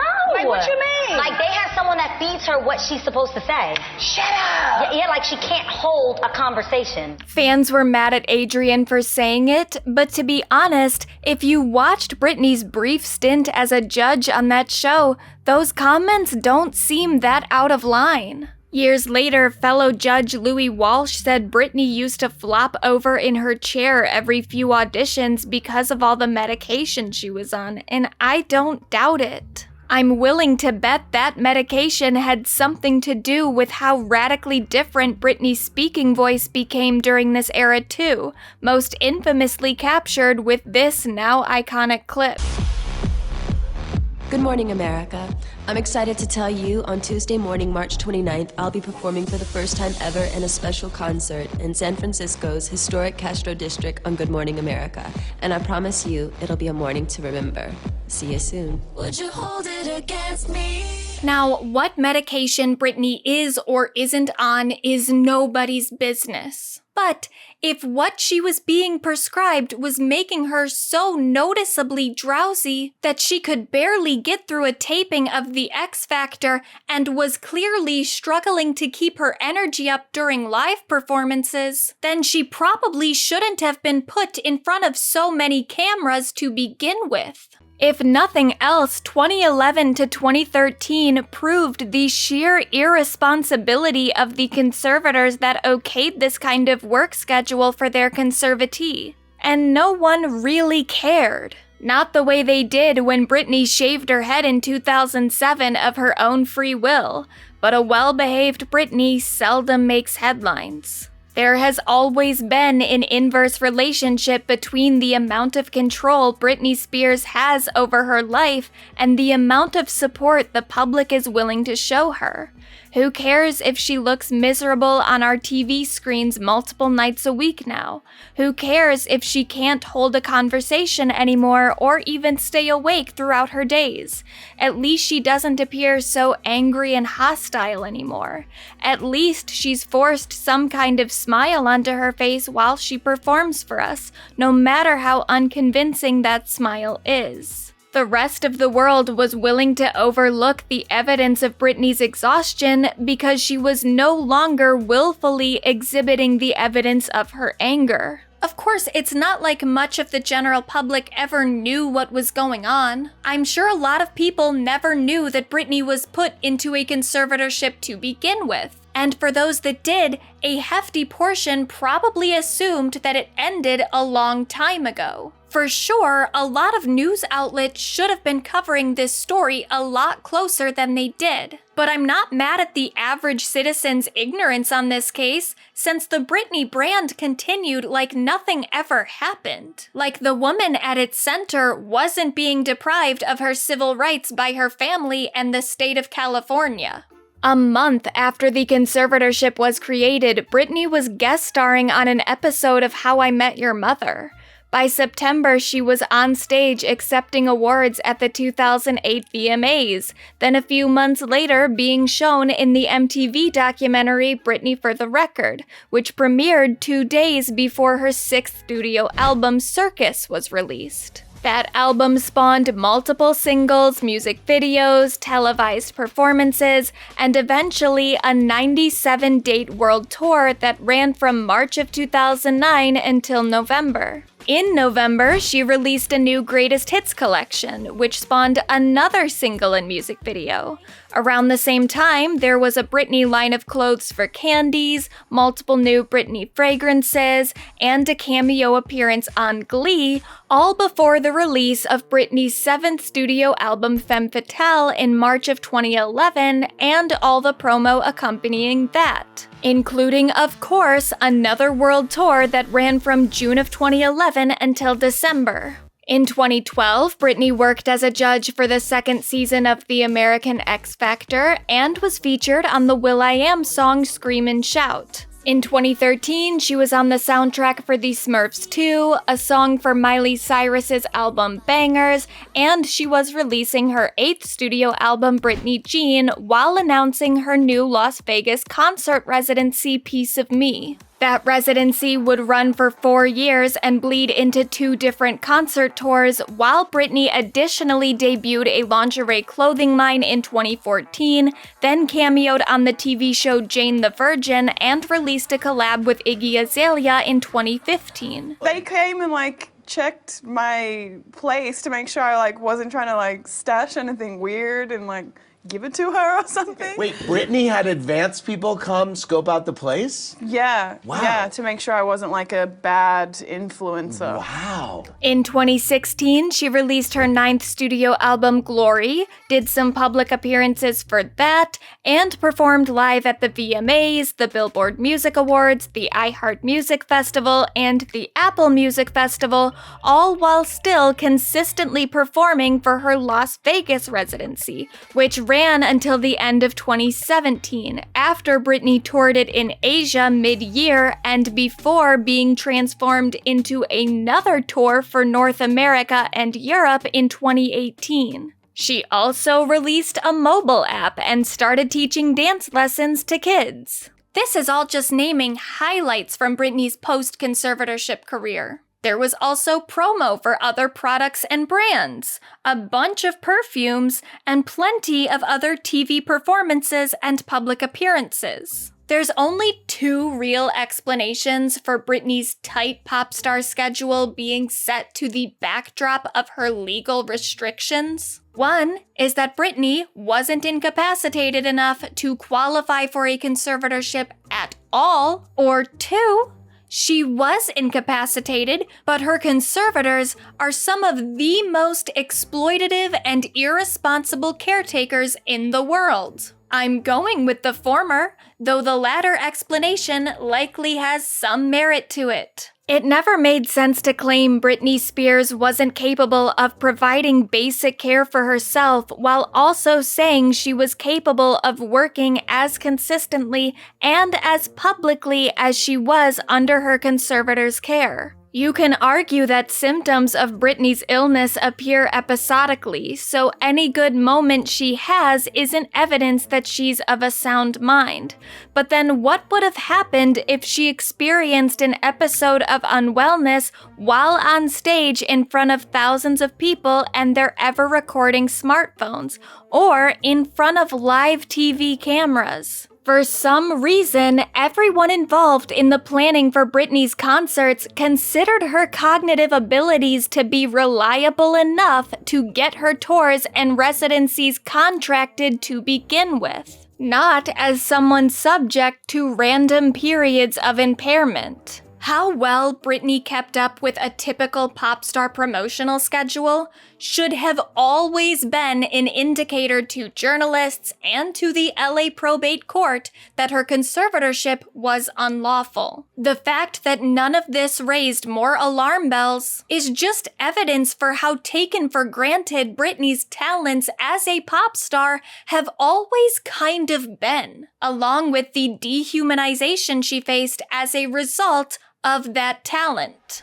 In the second part of this series, I said that sometimes Britney performs as if she's been possessed by pop music, because that's how her talents have always come across, like she had no control over them. They just erupted from her, then receded as soon as she stepped out of pop star mode and resumed her life as a shy girl next door from Louisiana. Mystical as her talents sometimes feel, though, they're not separate from her. When Britney performs on stage or on the set of a music video, that is something that she is doing. It's an effort of labor, which requires focus, dedication, and hard-earned skills developed over a lifetime. During that HLN segment with Dr. Drew, host AJ Hammer says the conservatorship is probably the perfect arrangement for Britney so she can focus on being a star and not worry about the other stuff.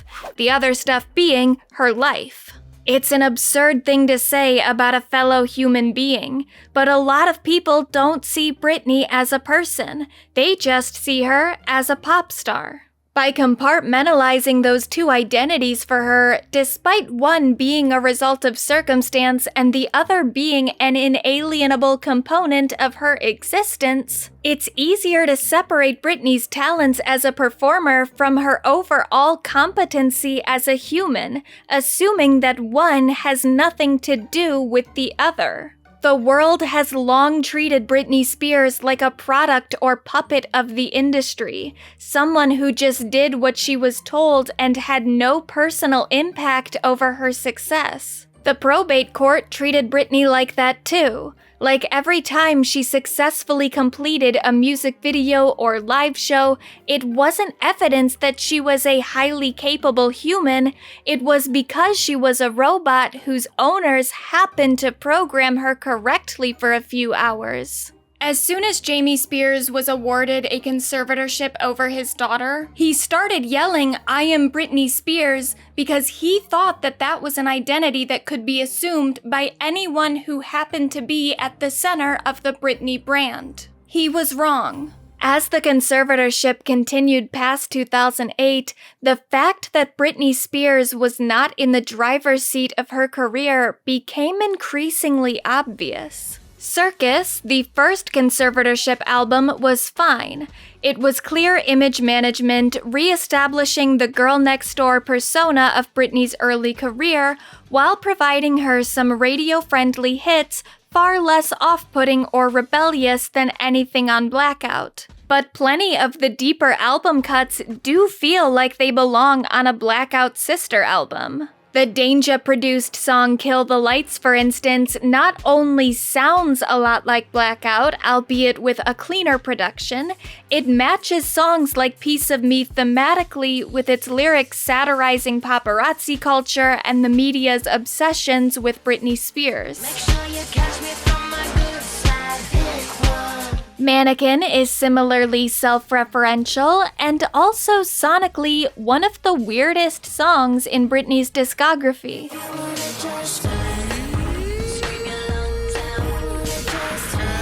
And Unusual You, while sounding nowhere as dark as anything on Britney's previous album, is about as experimental with its electropop sounds. It could probably fit well onto Blackout's tracklist next to Heaven on Earth, especially since it's one of Britney's greatest songs to date. It might as well be given the same honor as her greatest album. The circus tour wasn't Britney's most energetic, but it was still very good. I never cared that much for Radar as a song until I saw footage of it brought to life during the circus tour.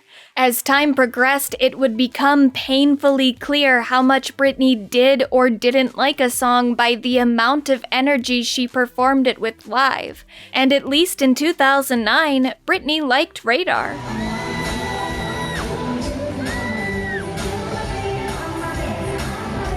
It's maybe telling that on the circus tour, more Blackout tracks made the setlist than songs from the album the concert was supposed to be promoting. So Britney at least seemed to be present during the circus era. The album was kind of safe compared to Blackout, but it still sounded like a Britney album. And she didn't look miserable promoting it. In the 2008 MTV documentary, Britney did express a lot of sadness and anger.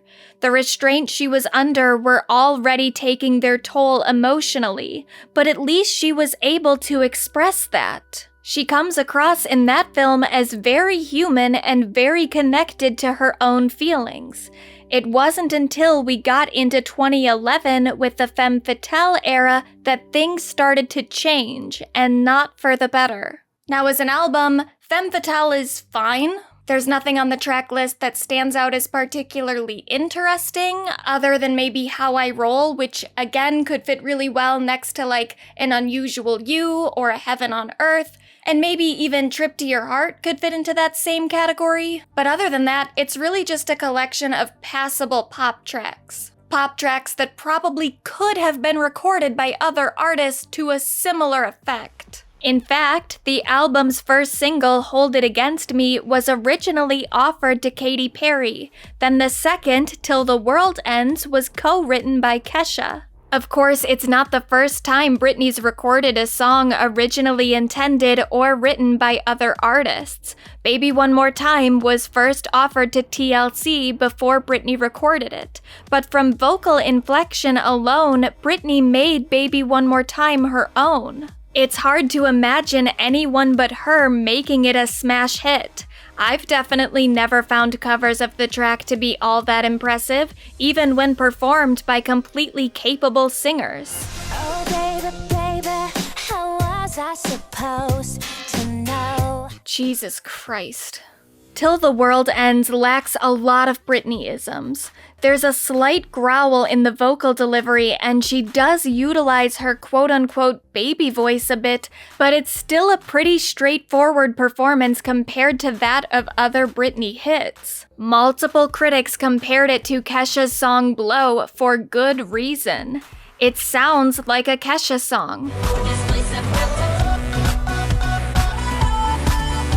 And while I don't think Katy Perry's vocals would have sounded as good on Hold It Against Me, the song doesn't venture far from a typical dance pop track of the era.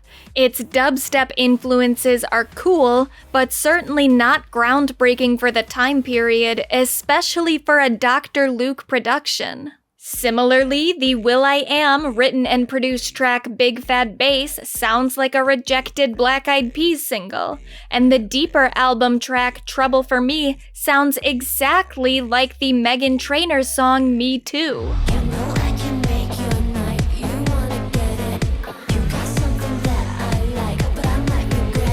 If I was you, I'd wanna be me too. I'd wanna be me too. Yes, Trouble for Me came first, but it's still not a good sign if the music you're releasing can be so easily mimicked by an artist like Meghan Trainor, who just kind of makes some of the most generic sounding pop music of our time. That's not even an insult. I love pop music, including the most generic shit, but that's what Meghan Trainor makes, and that's what a lot of Femme Fatale was. Femme Fatale is like what people who never really listened to Britney Spears or took her seriously as an artist think every Britney album is like. A collection of fun bops that take minimal risks and don't attempt to hone a very distinct personality. The music was good, but Britney was starting to seem absent from her work's core. There's a lot of fast editing in her videos during this era too, which at times feels less like a motivated artistic choice and more like a calculated effort to hide the fact that Britney's eyes are vacant. And in interviews from this time, she comes across ambivalent about the future of a career that keeps extending out in front of her anyway. I know Madonna turned 50 and she was still performing, you know. Can you see yourself down the line? I hope so. Yeah. Doing that then? Yeah. Maybe just doing nothing, I don't know, but maybe. Yeah. I hope so. But Team Khan wasn't really interested in the idea of retirement. And having decided that Britney Spears wasn't an integral part of her own music, they apparently thought that they could make a Britney album without Britney's participation, which is how we got to the most atrocious entry into Britney Spears' discography, her 8th studio album, Britney Jean. I've been thinking, just sitting thinking. Britney Jean is an insult to anyone who has ever considered themselves a Britney fan. Not because the album is bad, though it's really bad, but because Britney isn't present on a good 70% of it. And to be clear, I don't mean isn't present as in she wasn't really into the album or she didn't have that big a hand in it creatively. I mean isn't present as in someone else sings a majority of this track list. That someone was Myah Marie, a woman credited on the album as a songwriter and backing vocalist. She's also credited as a featured lead in the RuPaul song Adrenaline. Here's what she sounds like there.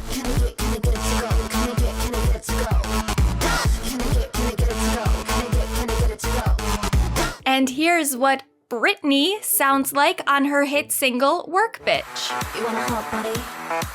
You want a Bugatti? You want a Maserati?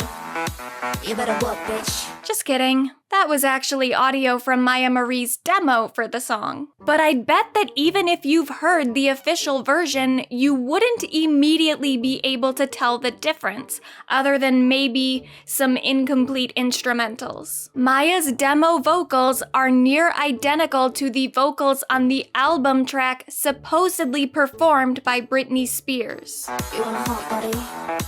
You want a Bugatti? You want a Maserati? You better work, bitch. I wouldn't expect most people to pick up on the lack of Britney in Work Bitch. The voice sounds similar enough that it's passable, and I don't think the song is 100% Myah. If I had to guess, I would say that Britney's voice is in there, it's just heavily layered with Myah's vocals so that you can't tell that it is Myah performing most of the lead. Is it just me or did Britney just change 4 different voices? Let me take it back for you. Uh-huh. Listen closely.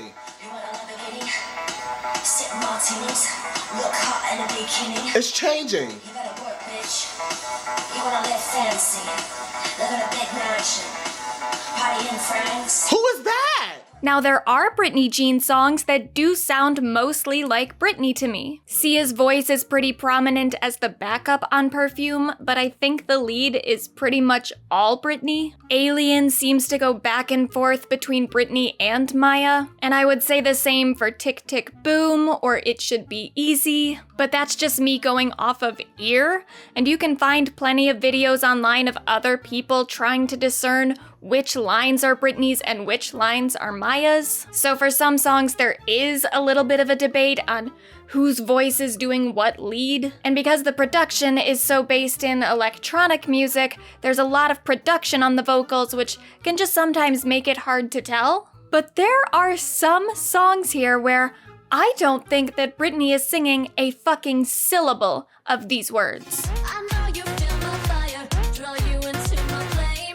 I wouldn't be surprised if Britney's never even heard this song, and I hope she never does. The woman's been through enough. The day before Britney Jean was released, she did an interview with Ryan Seacrest alongside will.i.am, the executive producer for the album. The interview spawned an iconic moment where Britney seems to learn for the first time that Ryan Seacrest isn't gay. You do? You put spray cologne on your girl? I spray girls' cologne on my pillows to make me think they're there. But do you like your girl leaves the house? I'll never forget my first conversation with her. They introduced me on our tour bus and she just said, "Are you gay?" And I was like, "No, I'm straight and married with kids." And she didn't respond and didn't speak to me for several weeks, so off to a good start. But I'm obsessed with this video for other reasons. It had already been alleged by other interviewers that scoring a conversation with Britney meant agreeing to the conditions set by her team, specifically pre-approved questions and final say over the edit. Those arrangements often left Britney interviews during the Britney Jean era especially feeling more or less scripted.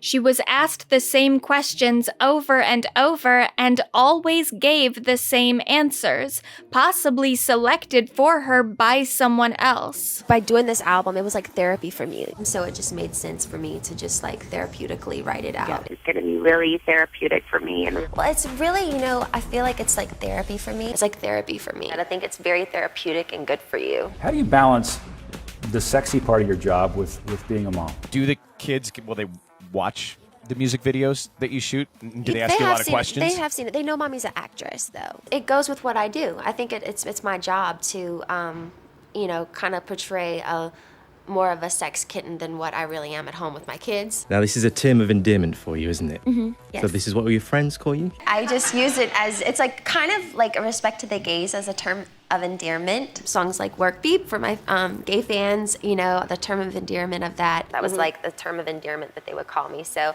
I wanted to share that with my fans. And that was kind of like the term of endearment, and it's what my family, the name they usually use. So I wanted to share it with my fans. It's obviously not abnormal for public figures promoting something to have some canned responses to questions that they might repeat over and over again in a promo cycle. There can be 100 people in a room. The problem with a lot of Britney's interviews at the time was she often didn't get asked very many questions outside of the boundaries of the things she already had canned answers for. There was no real spontaneity to those conversations. And the Ryan Seacrest iHeartRadio interview is where the cracks really start to show. 'Cause unlike every other interview Britney was doing at the time, this wasn't just a quick little talk show appearance where she would come on, be asked some pre-selected questions about the album, then the Las Vegas residency,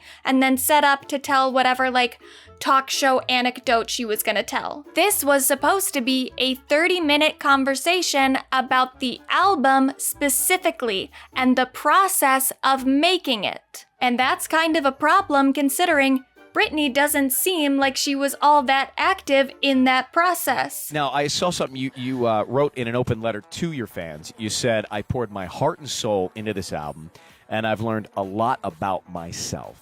Mm-hmm. What did you learn about yourself? I just learned that, I'm a really, I think by doing this album, it was like therapy for me. And it was it was a way for me to express myself and really say what I was feeling. And, but I generally learned that, I'm just a really easygoing person. Yeah. With these lyrics, did you specifically talk about your experiences being in love, Britney? Mm-hmm. Yeah. Mm-hmm. And what did you tell Will about that? Well, I told Will about that. What did you tell Willie?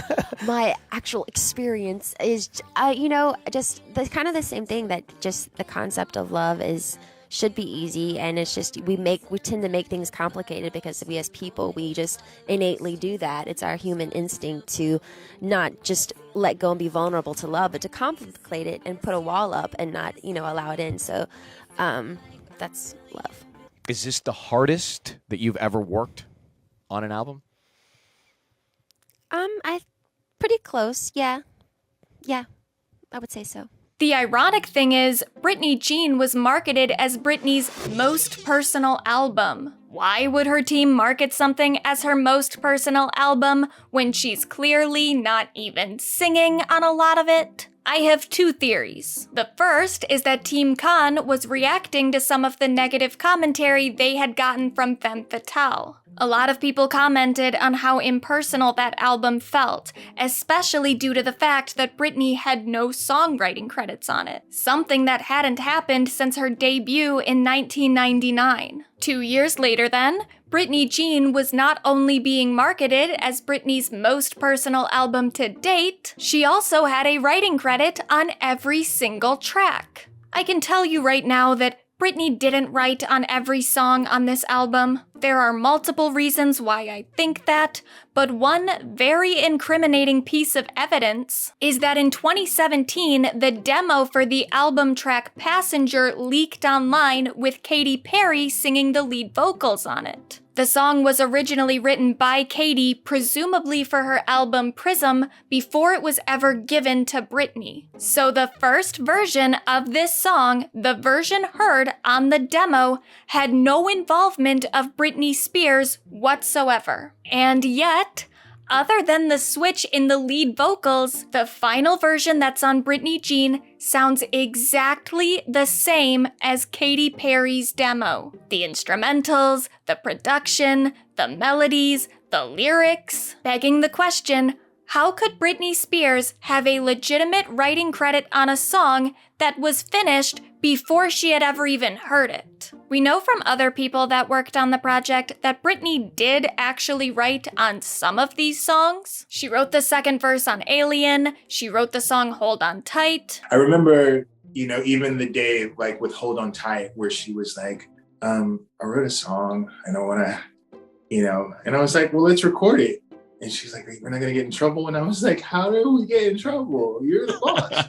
like I'm thinking, that's what I'm thinking to myself. Like, how do we get, like, if you're in the mood to do this today, let's do that. And that was the genesis of the Hold On Tight song. In her book, she mentions working with will.i.am on Work Bitch, so I feel like she maybe had more to do with the writing process for that song. But a lot of these other tracks, I don't think she had much to do with. For Team Con, though, the writing credit served a purpose. Make it look from the outside that Britney Spears was in control of her work, and hopefully stave off any sort of suspicion pointing to the contrary. The MTV documentary special I Am Britney Jean, released in promotion for both Britney Jean and the Vegas residency, goes overboard trying to tell viewers that Britney was in charge of every creative and/or business decision being made for her career. And yet, the special still contains scenes in which Britney's team is planning her schedule without Britney even present in the room. But Jamie, you need to give us the days that she has the kids and needs to be home. I'll take care of the kids, and she'll just come in wherever, because I'm gonna be the one to go stay with the kids. So 5, 4, 2, right? She can work 2. 2 is Ellen. That's right. 2 is her birthday. Is she gonna be okay working on her birthday? Sure. What do you want her to play? No, I mean, could she rehearse on her birthday? She's gonna rehearse. Yeah, that's what I'm asking. There's also a scene in which Britney is lobbying to get the song Alien put onto the Piece of Me setlist, mentioning her plans to make it a single. Alien is one of the best songs on Britney Jean and was clearly a favorite of Britney's, but it was never made a single and it was never added to the setlist.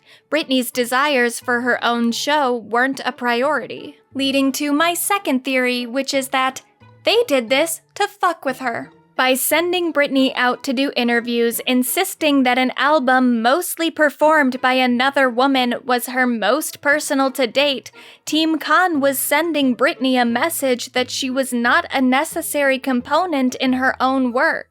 They could market a song as the first duet between Britney and Jamie Lynn Spears, exploiting the sisterly bond that had been publicly emphasized throughout Britney's career without ever needing Britney herself to participate. Ultimately, thank God she isn't on that track because it sucks, and so does a lot of this album. Turns out, Britney Spears actually is an important part of the Britney brand.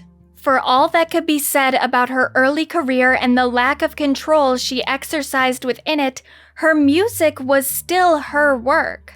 Sure, every song on her first album was a track written by grown-ass adult men trying to capture the perspective of a teenage girl. But as the narrator of her songs, Britney Spears was a teenage girl. That meant something. In 2003, Britney said David LaChapelle tricked her into sexualizing her youth during that 1999 Rolling Stone cover shoot, but he didn't trick her into being a young girl who was sexual. The Lolita-fication of Britney Spears was so easy because young and sexual were things Britney already was.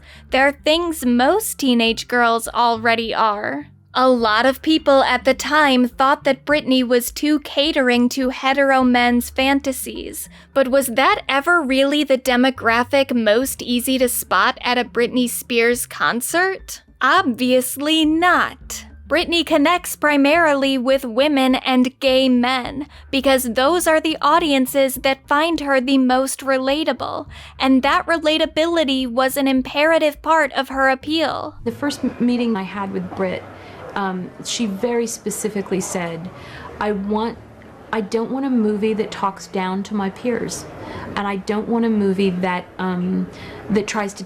I don't want to try to make a movie that tries to teach a lesson, but I also want a movie that means something. I want a movie that that talks about real problems and things that happen in our lives as teenagers and young women. I mean, for instance, Britney's Baby One More Time, I wrote a treatment which she hated, and she said, I want to be in a schoolroom with a load of cute boys. So that was pretty much the brief. And, you know, my initial reaction is, hang on, I've got a 16-year-old girl telling me what to do. And then I suddenly realised, well, maybe this 16-year-old girl has a better perspective on what she and her peers want to see. What we try to do on the record is to definitely cover all the bases with all the people who are so in love with her right now. You know, we're doing some songs that are just very sweet and personal, and we're trying to capture her personality. I mean, that's what Britney is. That's why she's a star. It's the personality. That's what comes off the TV screen. Like I said earlier, there is an inverse relationship between the amount of control Britney has over her life and the amount of support the public is willing to show her. The more agency she has, the more hate she receives. But musically, the opposite is true. Throughout her career, the more control Britney has exercised over her work, the more favorably her work has been received, especially by hardcore Britney fans. They're not always her most commercially successful releases, in fact, usually they aren't, but they are typically regarded with more esteem, even if sometimes only in retrospect. Her professional agency, of course, became compromised when she was put into a conservatorship and lost most of her own civil rights. Thus, once we started getting conservatorship albums, there was a downward slope on the amount of Britney discernible on the records, and the amount of excitement the albums and their surrounding eras evoked in Britney's fandom. Circus felt transitional, but it was good enough that fans could hope the era it was transitioning toward was one of more emotional stability for Britney. When she started recording the album, the conservatorship was still temporary. Her conservators always intended on making it permanent, which they did in October of 2008, but with the most optimistic lens, Britney at least did start to regain custody rights for her kids, and her public image drastically improved. Some fans were concerned by the situation, to the point that one of the biggest Britney fan sites, Breathe Heavy, began sounding the Free Britney alarm in 2009. But not all fans were immediately as troubled by Britney's restraints. Site owner Jordan Miller told The New Yorker in 2021 that when he made his first Free Britney post, he received pushback from both Jamie Spears, who sent him a legal letter demanding the site be closed, and allegedly told him over the phone that he was going to destroy his ass, and from other Britney fans, who believed at the time that her family was trying to help her. Miller's battles against Team Con still represented a growing discontent in the fandom, one that apparently echoed concerns developed by some of those around her too. The New Yorker piece writes, People in Spears' orbit also noticed changes. A producer who'd worked with her since she was in her early 20s said she was more distant, less present. There were no more jokes, no laughter. By the end, she was just led into the vocal booth. She never came into the room where we were.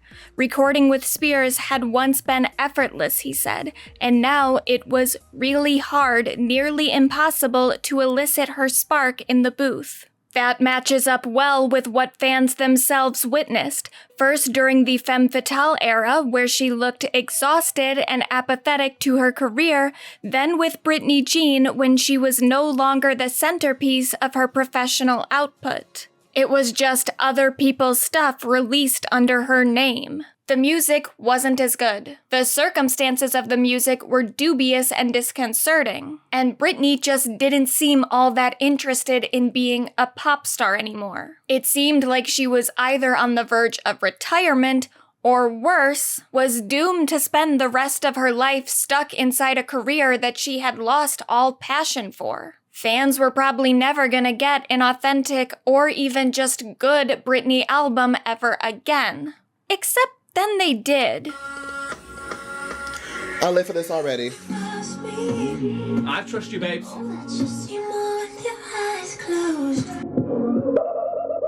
Exactly what you're dreaming of. Oh yeah, did you hear that? Do you hear that? We can actually hear her voice. Yes, Britt. I missed you. Britt. I missed you. Okay. All right. I got that good stuff. You can't erase.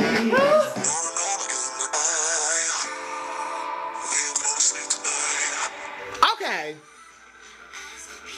Bitch, is every track gonna be sickening? Britney, you're doing it. Britney, I love that you're surprising me because I honestly wasn't expecting it to be this good. I'm gonna be honest, I wasn't. But I'm happy with where we're at. I really am. I just want to know what happened. Like, when did Britney get excited about music again? This is one of her top 3 albums. It's just insane!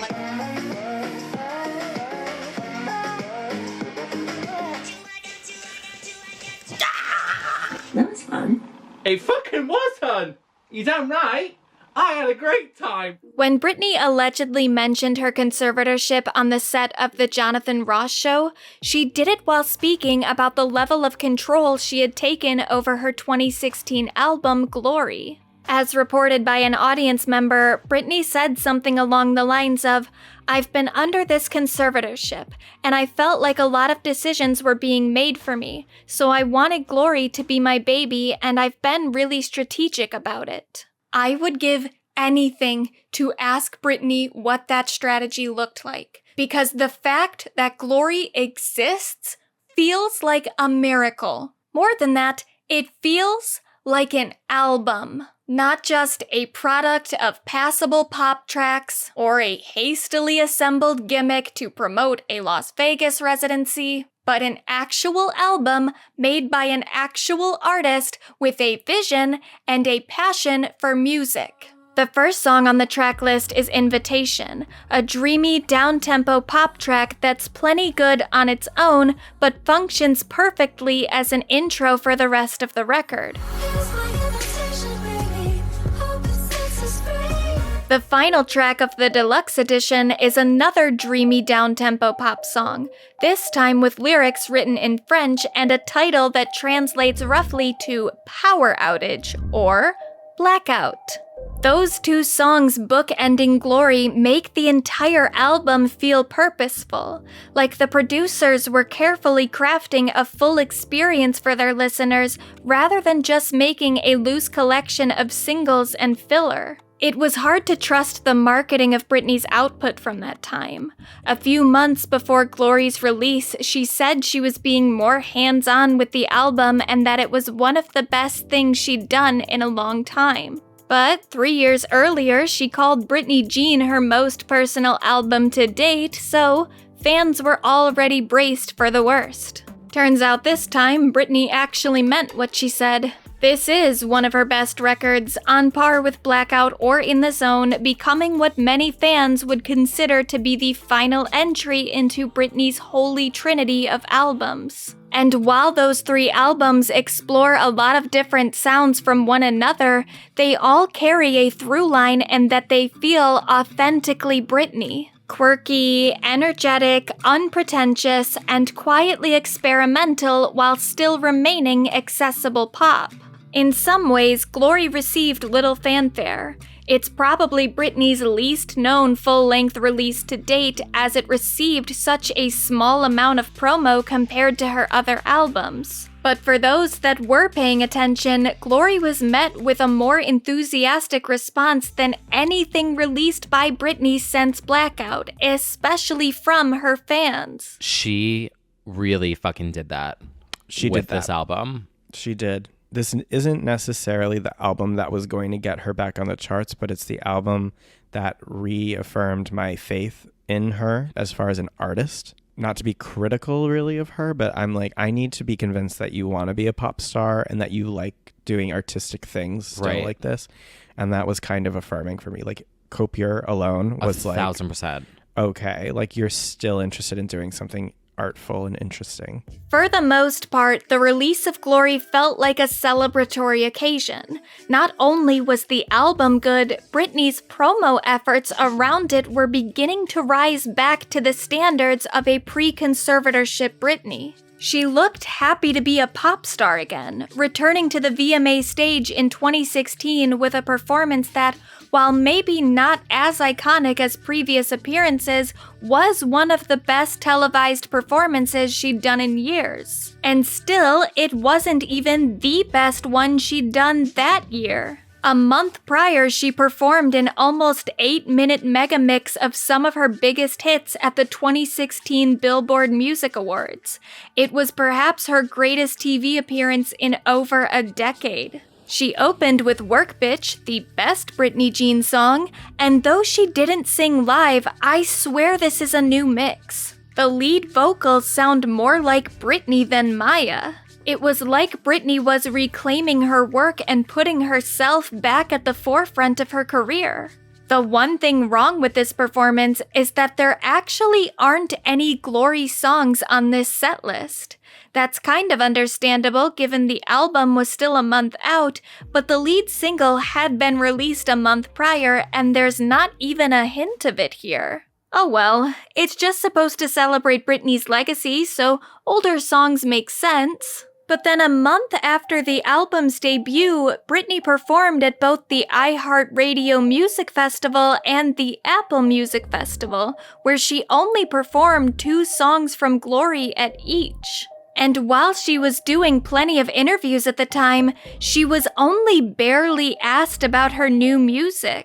Talking points more often revolved around her Las Vegas residency, even though the show had barely changed since it opened in 2013. Considering the level of control Britney's team had over questions asked during interviews, one has to wonder if directives were given beforehand to not let the focus of her appearances be on the new album she clearly worked really hard on. The day of Glory's release, the radio station SiriusXM Venus played the entire album in full, with Britney adding some brief commentary between tracks talking about the album's creation. It's a very smooth song. It's one of my favorites because it's kind of melodic, and honestly, I got a lot of inspiration from Selena Gomez. I loved her record, and I loved the emphasis that she puts on words and made them hers. This one's really different, I think, electronically, and the bass of the track is kind of interesting, and it's very uplifting. It's very melodic. It kind of reminds me of That's the Way Love Goes, Janet Jackson song, and it's pretty sexy. I think you could definitely do yoga to this song. I wanted something really funky, and this track came out of really nowhere.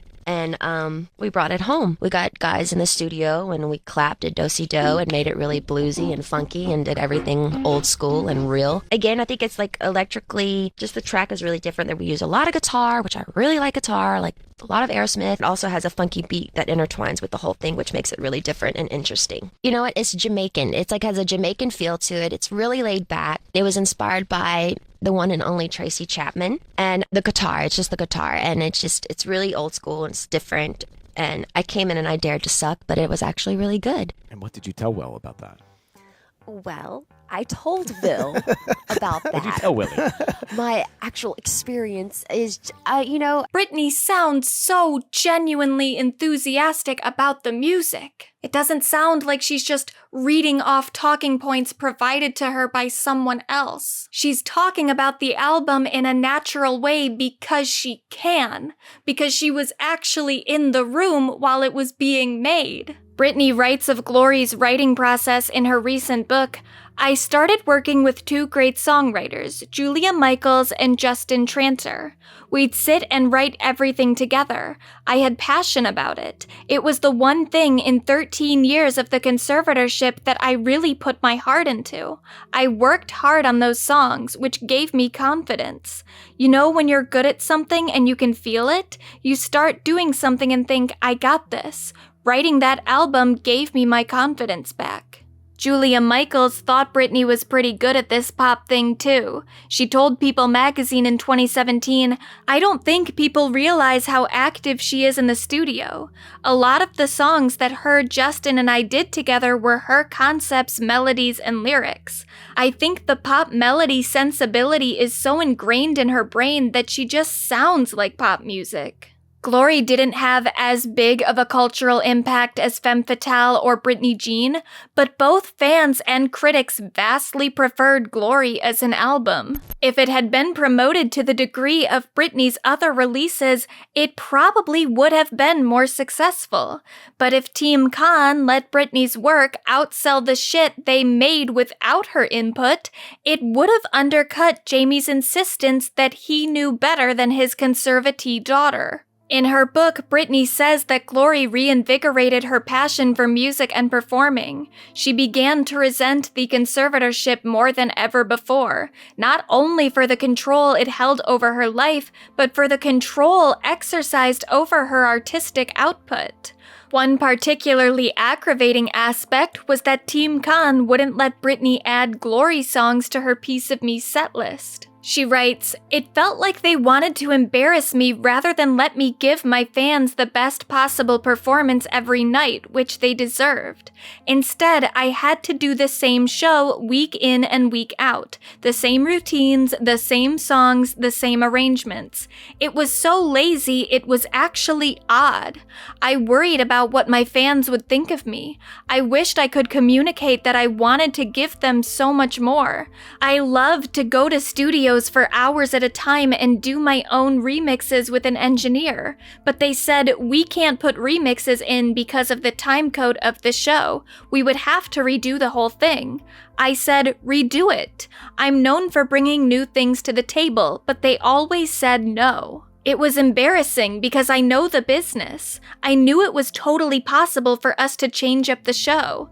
I feel now that it might have scared them for me to actually be the star. Instead, my dad was in charge of the star, me. Whatever confidence Britney accrued from Glory couldn't last if the conservatorship was to continue. Team Con needed to reassert their dominance, which it appears they did. First, by informing Britney that the Piece of Me show would be sent out for a world tour, despite her previous understanding that the residency would end in full in December of 2017. Britney alleges that she was told if she didn't comply with the new schedule, her own management team would sue her for breach of contract. The tour was hell, she wrote. I know the dancers felt it too. We were more locked down than ever by the terms my father set. To even leave the room, we had to give the security team 2 hours notice. To add insult to injury, I was still creatively stifled, still doing the same old thing. They still weren't giving me the freedom to redo my songs and change up the show, because if I actually took control of my show, it could awaken people to the fact that I might not need my dad as my conservator. I felt like he secretly liked me feeling less than. It gave him power. By the end of 2018, a new residency was being announced in Las Vegas, but Britney didn't want to do it. She sabotaged the announcement livestream by walking straight to her car instead of speaking or performing. Plans for the residency continued anyway until around the holidays when Britney claimed she spoke up during a dance rehearsal about a move she wanted cut from the choreography. After that, her doctor confronted her about energy supplements that had been found in her purse, along with her team's claims that she was no longer cooperating during rehearsals for her show. Things escalated until Britney was allegedly forced into a mental health facility against her will. But while Britney was in the facility, the Free Britney movement was blowing up on social media. The main catalyst was a voicemail from a supposed paralegal with knowledge of Britney's case, though I have other ideas about the caller's identity. It doesn't matter. The voicemail claimed Britney had been forced into a mental health facility, a claim Britney later corroborated, and the recording was left for and played by the Britney's Gram podcast, a show hosted by two Britney stans that had been critical of Team Con for a while. Tension in the Britney fandom had been peaking ever since the bizarre non-announcement for the second Las Vegas residency, and the women of Britney's Gram were especially suspicious when Andrew Wallet abruptly stepped down as Britney's co-conservator in early 2019. Little things that made the conservatorship suspicious had been accruing for over a decade. The voicemail was just the thing that sent stans over the edge and sparked what would become a full-blown movement. The general public wouldn't get on board the Free Britney train until February of 2021, when the New York Times released their first of two documentaries on the subject, framing Britney Spears. The weird thing was, that documentary didn't really focus on the conservatorship. It was more of a re-litigation for the way the media treated Britney in the first decade of her career, prompting demands for people like Justin Timberlake and Diane Sawyer to issue apologies for their participation in Britney's public execution. But people like Britney the most when she's been disempowered. The New York Times wasn't yet focusing their reporting on her legal restraints, but their documentary still painted Britney as a victim of something, mostly a misogynistic culture and Justin Timberlake's ego. Seeing her as a pitiable figure made people sympathize with her enough to start supporting #FreeBritney, even if they didn't completely understand the abuse allegations at the heart of the movement. Since Britney's been freed, she's begun receiving backlash again. I occasionally see memes like this questioning if the decision to free Britney was the correct one now that she is free and kind of weird. Evidence of Britney's oddness is often exaggerated. Like, in this meme, I think it's trying to imply that Britney was doing something weird with her dog because it looks like it's like sniffing her crotch or something, but it's just an unfortunately timed screenshot from an Instagram video where Britney is just dancing in her living room, as she does, and the dog just happens to walk up to her. It's nothing, like most of her posts, but that's not even the point. Of course, the woman who couldn't have unrestricted access to social media from 2008 until 2021 posts kinda weird stuff sometimes. She hasn't had the luxury of being as chronically online as the rest of us. All of her accounts were created during the conservatorship. And considering the amount of control Team Con took over the rest of her life, I don't think she's been able to just browse and actively use those accounts the way that all of us have been able to use ours for like 16 years. If you got into a time machine and you handed someone from 2007 an iPhone with today's internet connected to it, they'd probably post some weird stuff too. But whatever. Anyone who actually understood the allegations being lobbied against Britney's former conservators and the evidence corroborating those allegations would not care however weird Britney's current online persona is. I haven't even gone into the details of a lot of her alleged abuse, especially that revolving around her medical care. But if all the allegations are true, there has been physical damage done to her body and possibly her brain due to the health care that she was receiving. damage that will likely take years to be undone, if ever. And considering the fear Britney now claims to have of doctors and therapists, it's gonna be harder for her to receive productive help for her problems than it would be for most people. The point of Free Britney wasn't to argue that Britney Spears has no mental health struggles and that's why the conservatorship was bad. The point was to expose the evident abuse of the conservatorship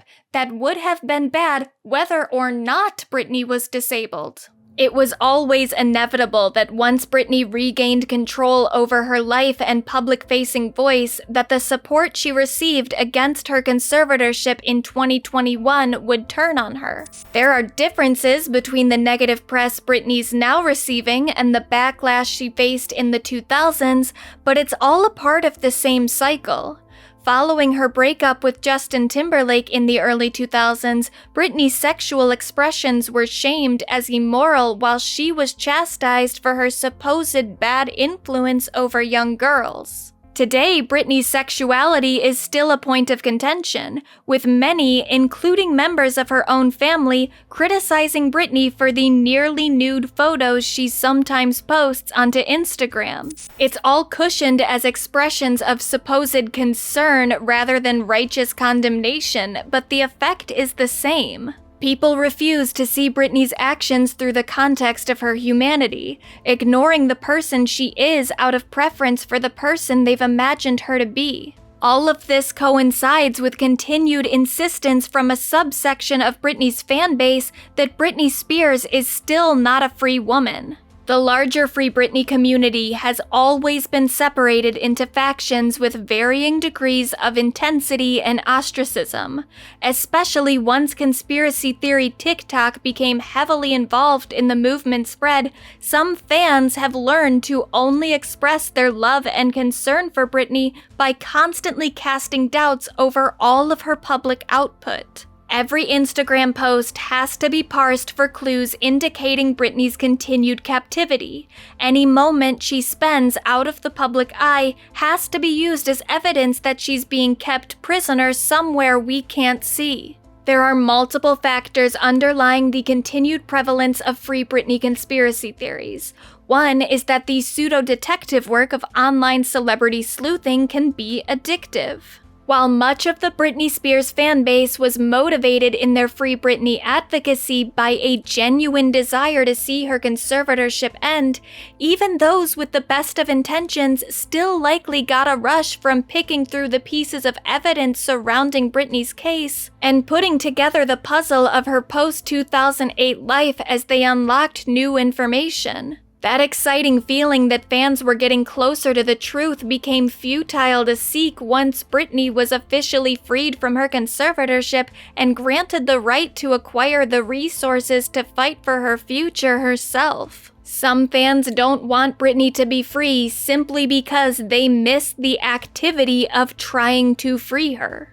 Other factors are perhaps even more emotionally compelling and all too familiar in their perpetuation of the cycle Britney's public image has always existed within. Britney once sang that she was overprotected. That song is now considered to have a double meaning in the wake of her conservatorship, but it's not just Britney's family and management team that have overreached in their concerns over Britney's actions. Britney has at times trusted the wrong people or made hasty decisions in the heat of the moment. Especially following the abuse she faced in the conservatorship, fans aren't wrong to be worried about what could happen next.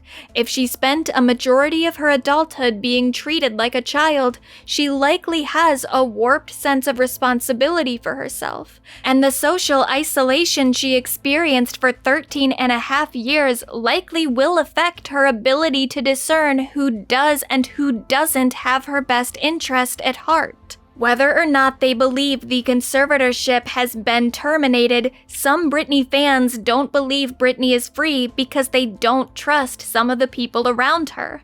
But even if we had irrefutable proof that her current inner circle is up to no good, we have to accept that as a natural outcome of the things freedom often brings. Britney is in an adjustment period in which mistakes will be made. That doesn't negate her right to make them. But plenty of fans fear the legitimacy of Britney's freedom because that legitimacy would require them to accept that their idealized vision of Britney has to adapt to the reality of her post-conservatorship life. From February of 2008 to November of 2021, fans who disliked the output of Britney's social media could soothe themselves with the idea that Britney's conservators were the architect behind her entire online image. It very much seems that Team Con was restricting Britney's expressions while the conservatorship was in place, asserting final say over everything uploaded to her accounts. But around the time it was terminated, Britney's Instagram and Twitter posts increased in their candidness as Britney called out the abuse of her family and professional team. She started posting more videos and audio snippets of herself sharing stories from the last 14 to 15 years, as well as the almost nude photographs some now call concerning. Clearly, Britney's post-conservatorship output has changed. It just didn't change in ways that everyone liked. Much of the people claiming that Britney is not really free have outwardly based some of their analysis on aspects of Britney's public image they find disappointing. Britney can't be free because her hair looks messy. Britney can't be free because she hasn't granted anyone access for an interview.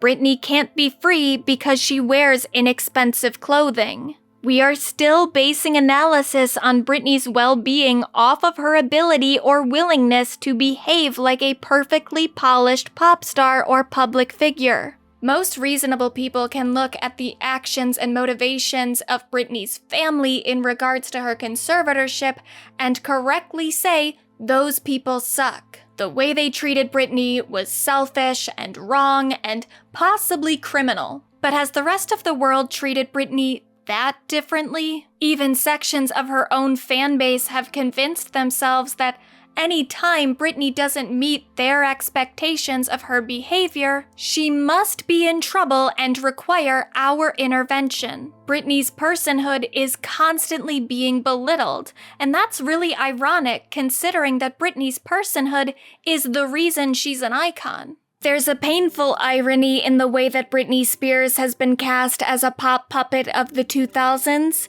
Even if there was some truth to the idea that people in her immediate surroundings treated her like a product more than a person, I really don't think there has ever existed another pop star of her stature whose humanity has felt so palpable. We get little glimpses into the vulnerabilities of other stars. Taylor Swift is so successful as a songwriter because her lyrics are personal and relatable.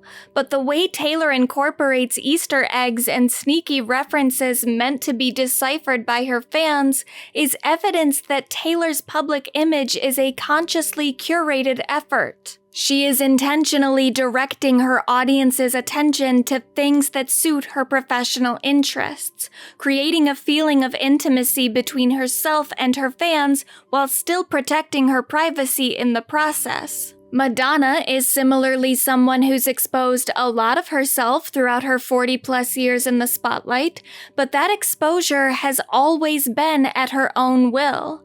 Every major controversy of Madonna's career has been the result of a knowing provocation. When everyone's talking about Madonna's antics, it's because she wanted them to. Things got a little messy for Lady Gaga during the era that she was feuding with former friends on Twitter, falling out with her management of 6 years, and processing the trauma of a sexual assault for the first time, all in the public eye.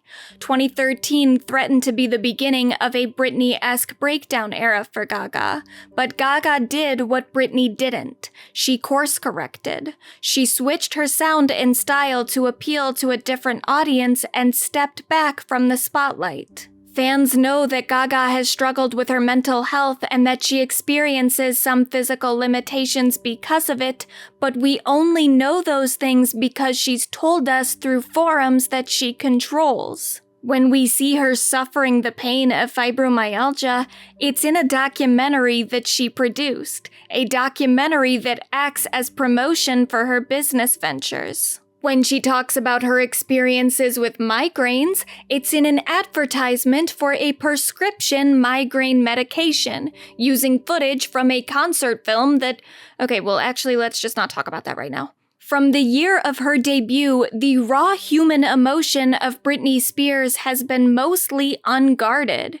She lied about being a virgin, lip-synced, and hid her southern accent, but part of the reason the public and media found Britney so fascinating was the fact that she looked so professional and confident on stage, then so shy and down-to-earth in interviews. The dichotomy was so severe that some were convinced her real-life girl-next-door demeanor was an act meant to enhance her Lolita appeal, but Britney was the real deal. A genuine rags-to-riches story whose image sold so well to teenage girls because she was one of them. Her vulnerabilities as such made her an unfortunately easy target to a celebrity culture eager to exploit young women. If a girl this personable was going to enter the public sphere, the public would attempt to enter her private sphere too. Britney never wanted to do the Diane Sawyer interview following her breakup with Justin. Her team sat her onto that sofa in front of TV cameras when she was too traumatized to speak, let alone put up a fight. But it's not shocking that there was such a demand for the interview. People want to see a powerful woman like Britney Spears at her emotional breaking point, and not just because we live in a misogynistic culture, but also because it's relatable.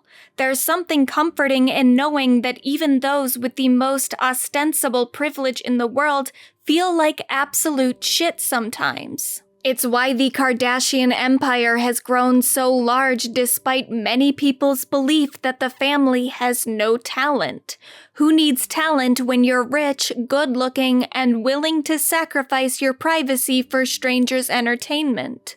Britney Spears didn't willingly sacrifice her privacy as much as it was taken from her, but years before the Kardashians, she did have a reality show, a shockingly candid one that existed to promote nothing except for the fact that she had just fallen in love with a boy and wanted to tell people about it. Even as a public figure, Britney has worn her heart on her sleeve, and while it's made her an easy target for invasive publicity, it's also endeared legions of people to perpetually root for her. Not as an underdog, but as a full-blown star. The most impactful moments of Britney's career are such because of the personal touch she put on them, whether that was the concept she created for her music videos, the vocal inflection she put onto her songs, or the collaborators she picked to bring her projects to life. Of course, then, Britney's most influential album is the one she had the most creative control over.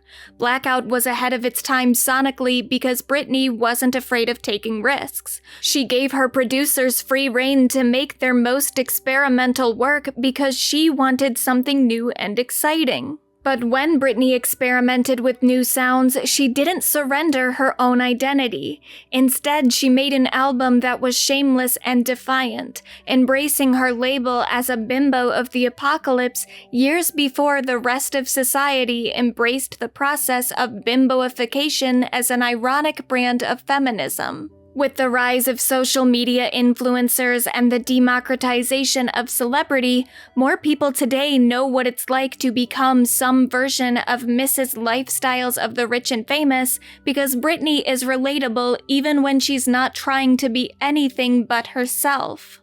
There are dangers in developing parasocial relationships with celebrities, especially when it comes to Britney Spears. The images people have created of her in their heads can literally pose a threat to her civil rights if we all insist on intervening the second she fails to meet our expectations. But ultimately, parasocial relationships are a natural outcome of empathy, and Britney Spears is an easy person to empathize with. As a fan, one of the most exciting things about Britney's newfound freedom, other than just being happy for her, is that now we get to hear things from her. We get to hear her talk about stuff that's not on a pre-approved list of questions that someone else probably fed her the answers for. She can now just talk. Now, a lot of the stuff she said since the conservatorship ended, either on social media or in her book, has just confirmed things that I and other fans already kind of assumed, because Britney's emotional truth was never that out of reach. We knew she didn't like doing the X Factor. It was obvious while watching the show. We knew that Glory helped re-spark some of her confidence in herself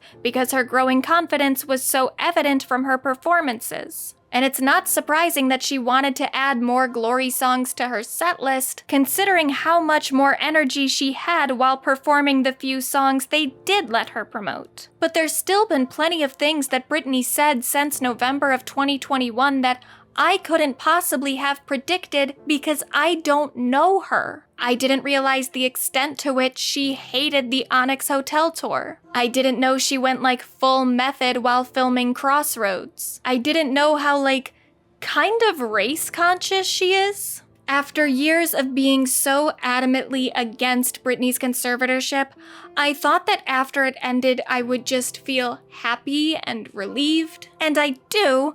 I'm happy and relieved that it's over. But I think I also feel a little bit sadder and angrier now than I did when it was in place. Because now I get to see the Britney that was being kept from us for so long. It's a twofold tragedy. The woman who was so enigmatic and brilliant as a performer that she was crowned the princess of pop while still in her teens, now says her abuse killed her love for creating music and crushed her soul.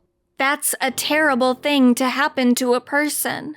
It's also a terrible thing to happen to us as a culture. Britney's debut at 16 has been credited with revitalizing the teen pop genre. She created a path for solo female pop stars of the 21st century and helped make Sweden a vital hub in the creation of American pop music. Since the year 2000, Britney has also had perhaps the strongest legacy at the VMAs as a performer than any other artist. Billboard once said her 2001 single, Slave for You, blazed a new path for pop stars of the future. NPR said her 2004 hit Toxic defined the sound of dance pop for the 2000s. And the last time Britney made an album as a free woman, she created something that almost every major music publication has credited as one of the most influential pop albums of this century. It's not a coincidence that all of Britney's most culturally impactful work came pre-conservatorship. The only real exception is how her Piece of Me residency transformed the demographics of Las Vegas nightlife and opened the door for other mainstream pop acts to take up residence in the city. That's a pretty impressive feat for performances that Britney openly admits she often half-assed as rebellion against her team. Recently, there were some rumors about various songwriters being recruited for an upcoming Britney album, which Britney shot down pretty immediately on her Instagram. She said she would never return to the music industry, and she was happier being a ghostwriter for other artists, and I'm not surprised that she feels that way, and I'm also glad that she's found a creative outlet that feels more comfortable to her. But I am sad that Britney Spears may never be a working pop star again. Very few people have ever been as good at that job as she was. And maybe if more of us had acknowledged that earlier on, it wouldn't have been so easy for the state of California to take away her civil rights like it was nothing. Like she hadn't demonstrated herself to be a supremely competent human being. Blackout remains proof that Britney Spears is one of the most influential and daring pop stars to ever hit the mainstream. It's also proof that when Britney Spears outdoes herself and everyone around her, she won't get the credit.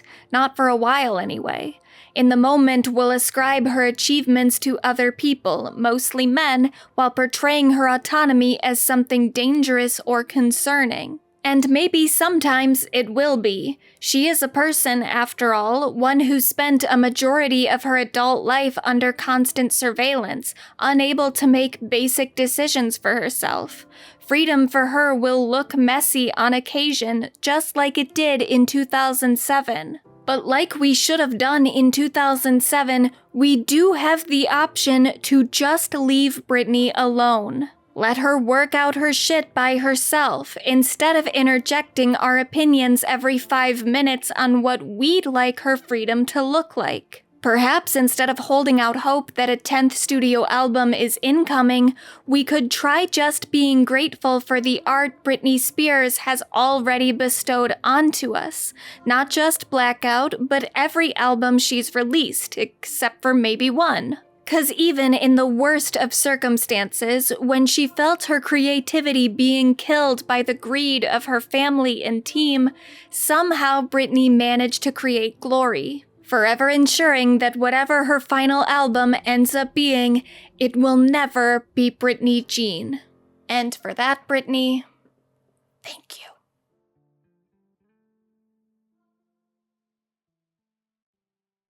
So what do you think of Simon Cowell? Do you know him? Oh, yes, yes. So if you was doing Pop Idol now, do you think you would have been coped well to his criticism?